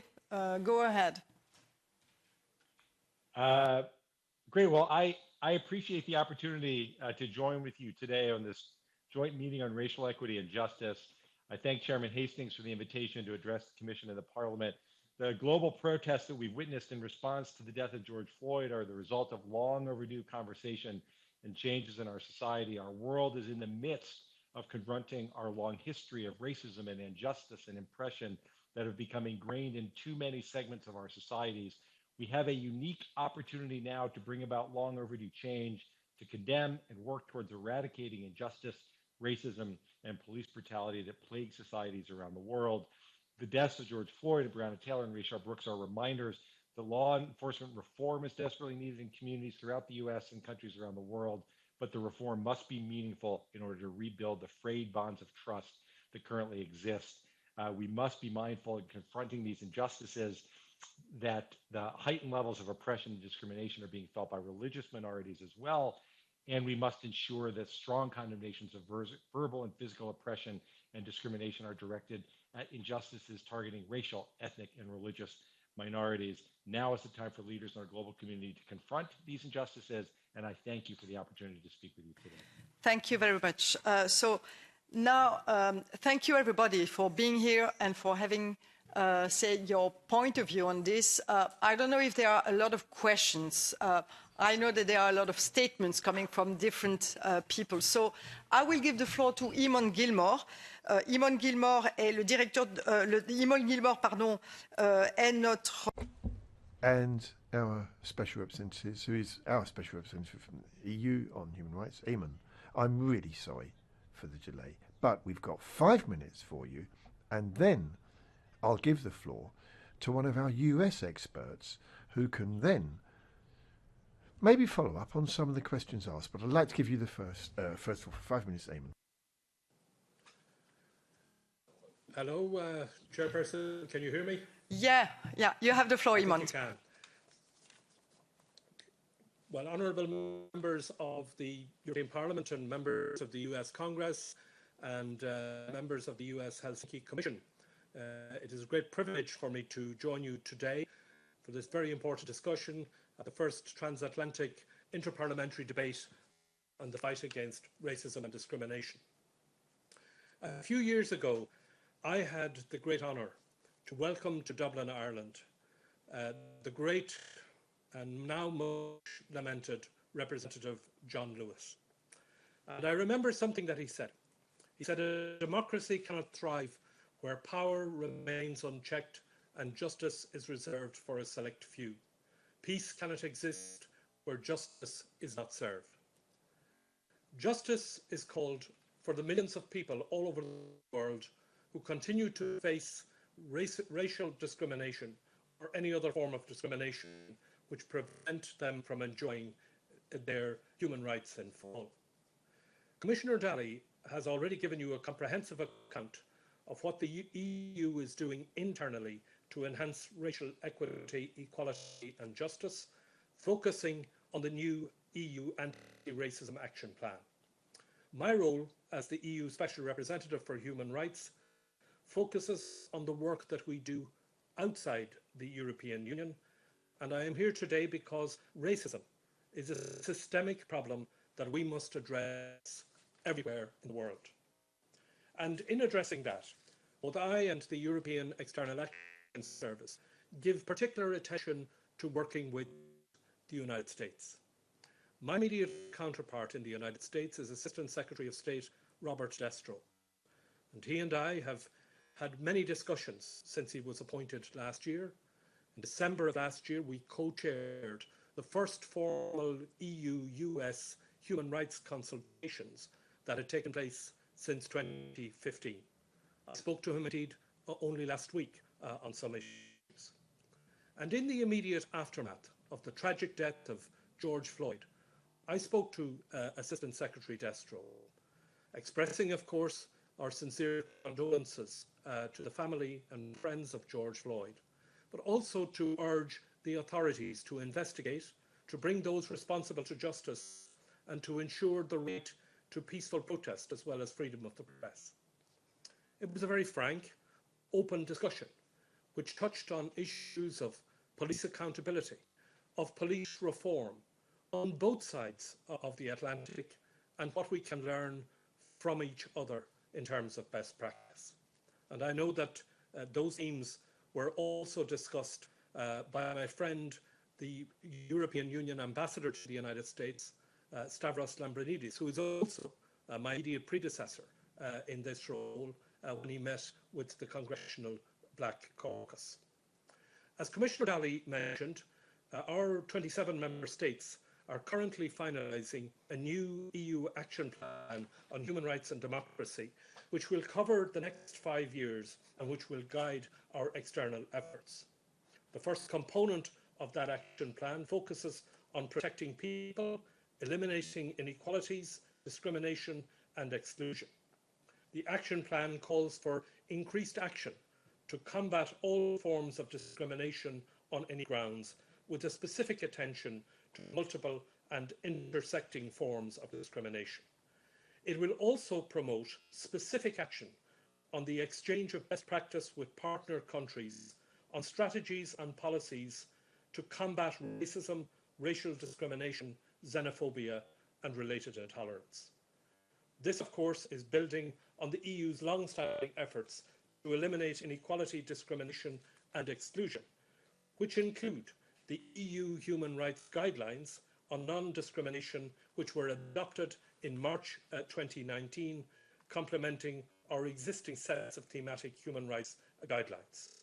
These guidelines provide clear guidance, both operationally and politically, for use in the EU's external action, in our bilateral work and in our multilateral relations, as well as with our engagement with civil society. We place a big emphasis on our multilateral work, and at the United Nations, we call consistently for the universal implementation and ratification of the Convention on the Elimination of Racial Discrimination. We follow up on the work of the Durban Declaration and the Programme of Action, and of course related resolutions at the Human Rights Council and the General Assembly. And we back all of this up with financial support. Combating all forms of racial discrimination is a fundamental objective, as well as a cross-cutting issue in all EU development and cooperation strategies and financial instruments. The European Union gives support to civil society organisations fighting racism through the European Instrument for Democracy and Human Rights, which is the world's largest programme dedicated to human rights and democracy, having spent 1.3 billion euros in the period from 2014 to 2020. They include programmes for civil society and local authorities under the Development Cooperation Instrument and other geographical instruments. We see civil society as our partner and our ally in fighting racism and in building a world where human rights prevail. Honourable members, the manifestations of inequality and racism are rooted in centuries of enslavement, oppression and marginalisation, and denial of human rights and human dignity. Thank We you, are Iman. committed Thank you, to Iman. strengthening our transatlantic partnership in tackling racism and to deepen our ties to exchange best practices and to learn from each other. Thank you, To that Iman. end, Thank you. I look forward to the recommendations. Thank you very much. I give the floor now to Kenan Keller, the American expert, to answer to some questions. So you have the floor for 1 minute, and after I will give the floor to Juan Fernando. So Kenan Keller.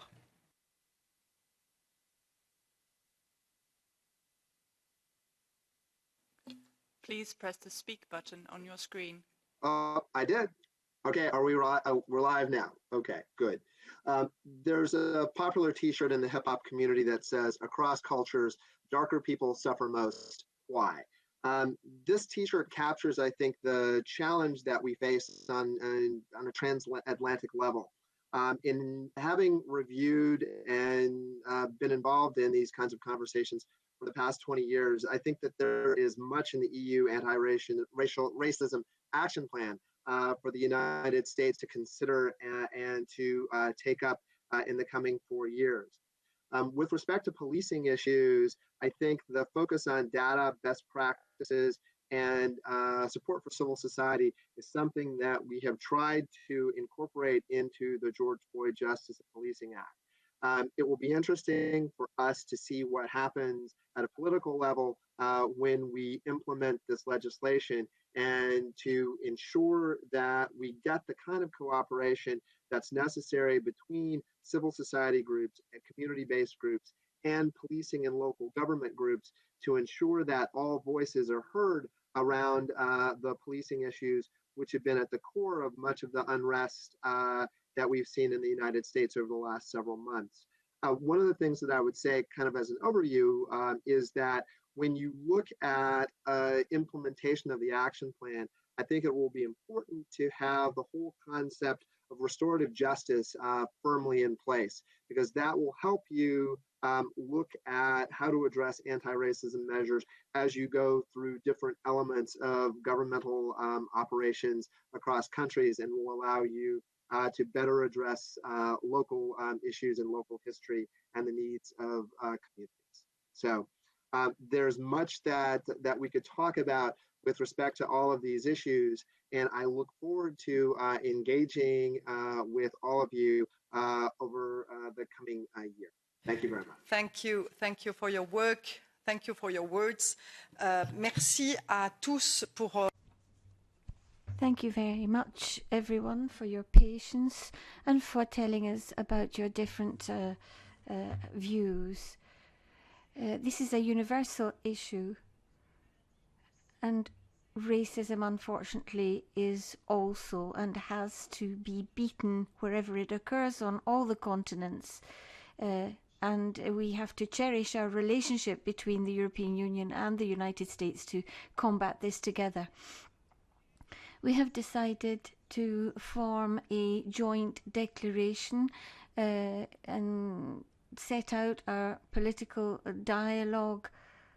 And I would add that it's not only a dialogue, but it's also a declaration of action in combating racism. So thank you once again. And I'm going to give my colleague, President of the Libe Committee, to conclude. Thank you. Certainly, it's been an honor to be part of this dialogue, mainly spoken by members of the European Parliament and members of the US Congress. There have been also points being made by the European Commission, nothing less, and US Helsinki Commission specialized in human rights. But it's been a dialogue between members of houses representing people. Not only that, members of houses of both sides of the Atlantic, in which the whole idea of caring for human rights by law was born in the first place. It's not a coincidence that both the United States and Europe have a long tradition about constitutions, caring about fundamental rights.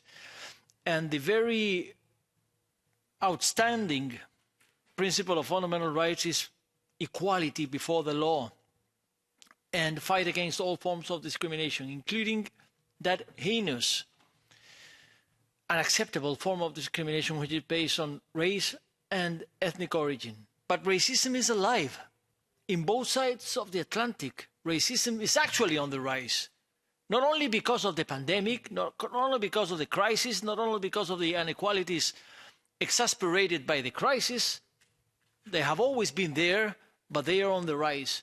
So it takes responses, law and action. And that's precisely what we have been talking of. We salute, of course, from the European side, words by the Commission. President von der Leyen committed appointing a anti-racism coordinator for the European Union and Equality Commissioner Helena Dalli under the label of a horizontal action plan, which should not exclude putting horizontal directive back to life, blocked for 10 years from the Council. I can only, before passing the final floor to our US correspondent, Senator Carton, I would only add that I hope that whatever the outcome of the next presidential elections will come along with the renewal of many seats in the houses of US Congress, this dialogue will continue, will be kept alive as well, and we will be only reinforcing our commitment, our joint commitment against all forms of racism and discrimination. Thank you. So, Mr. Cardin, you have the floor.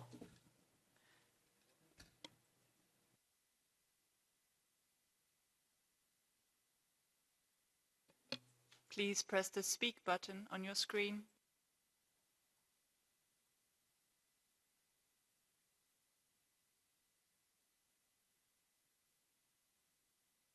Coming through? Yes, now you are. Yeah.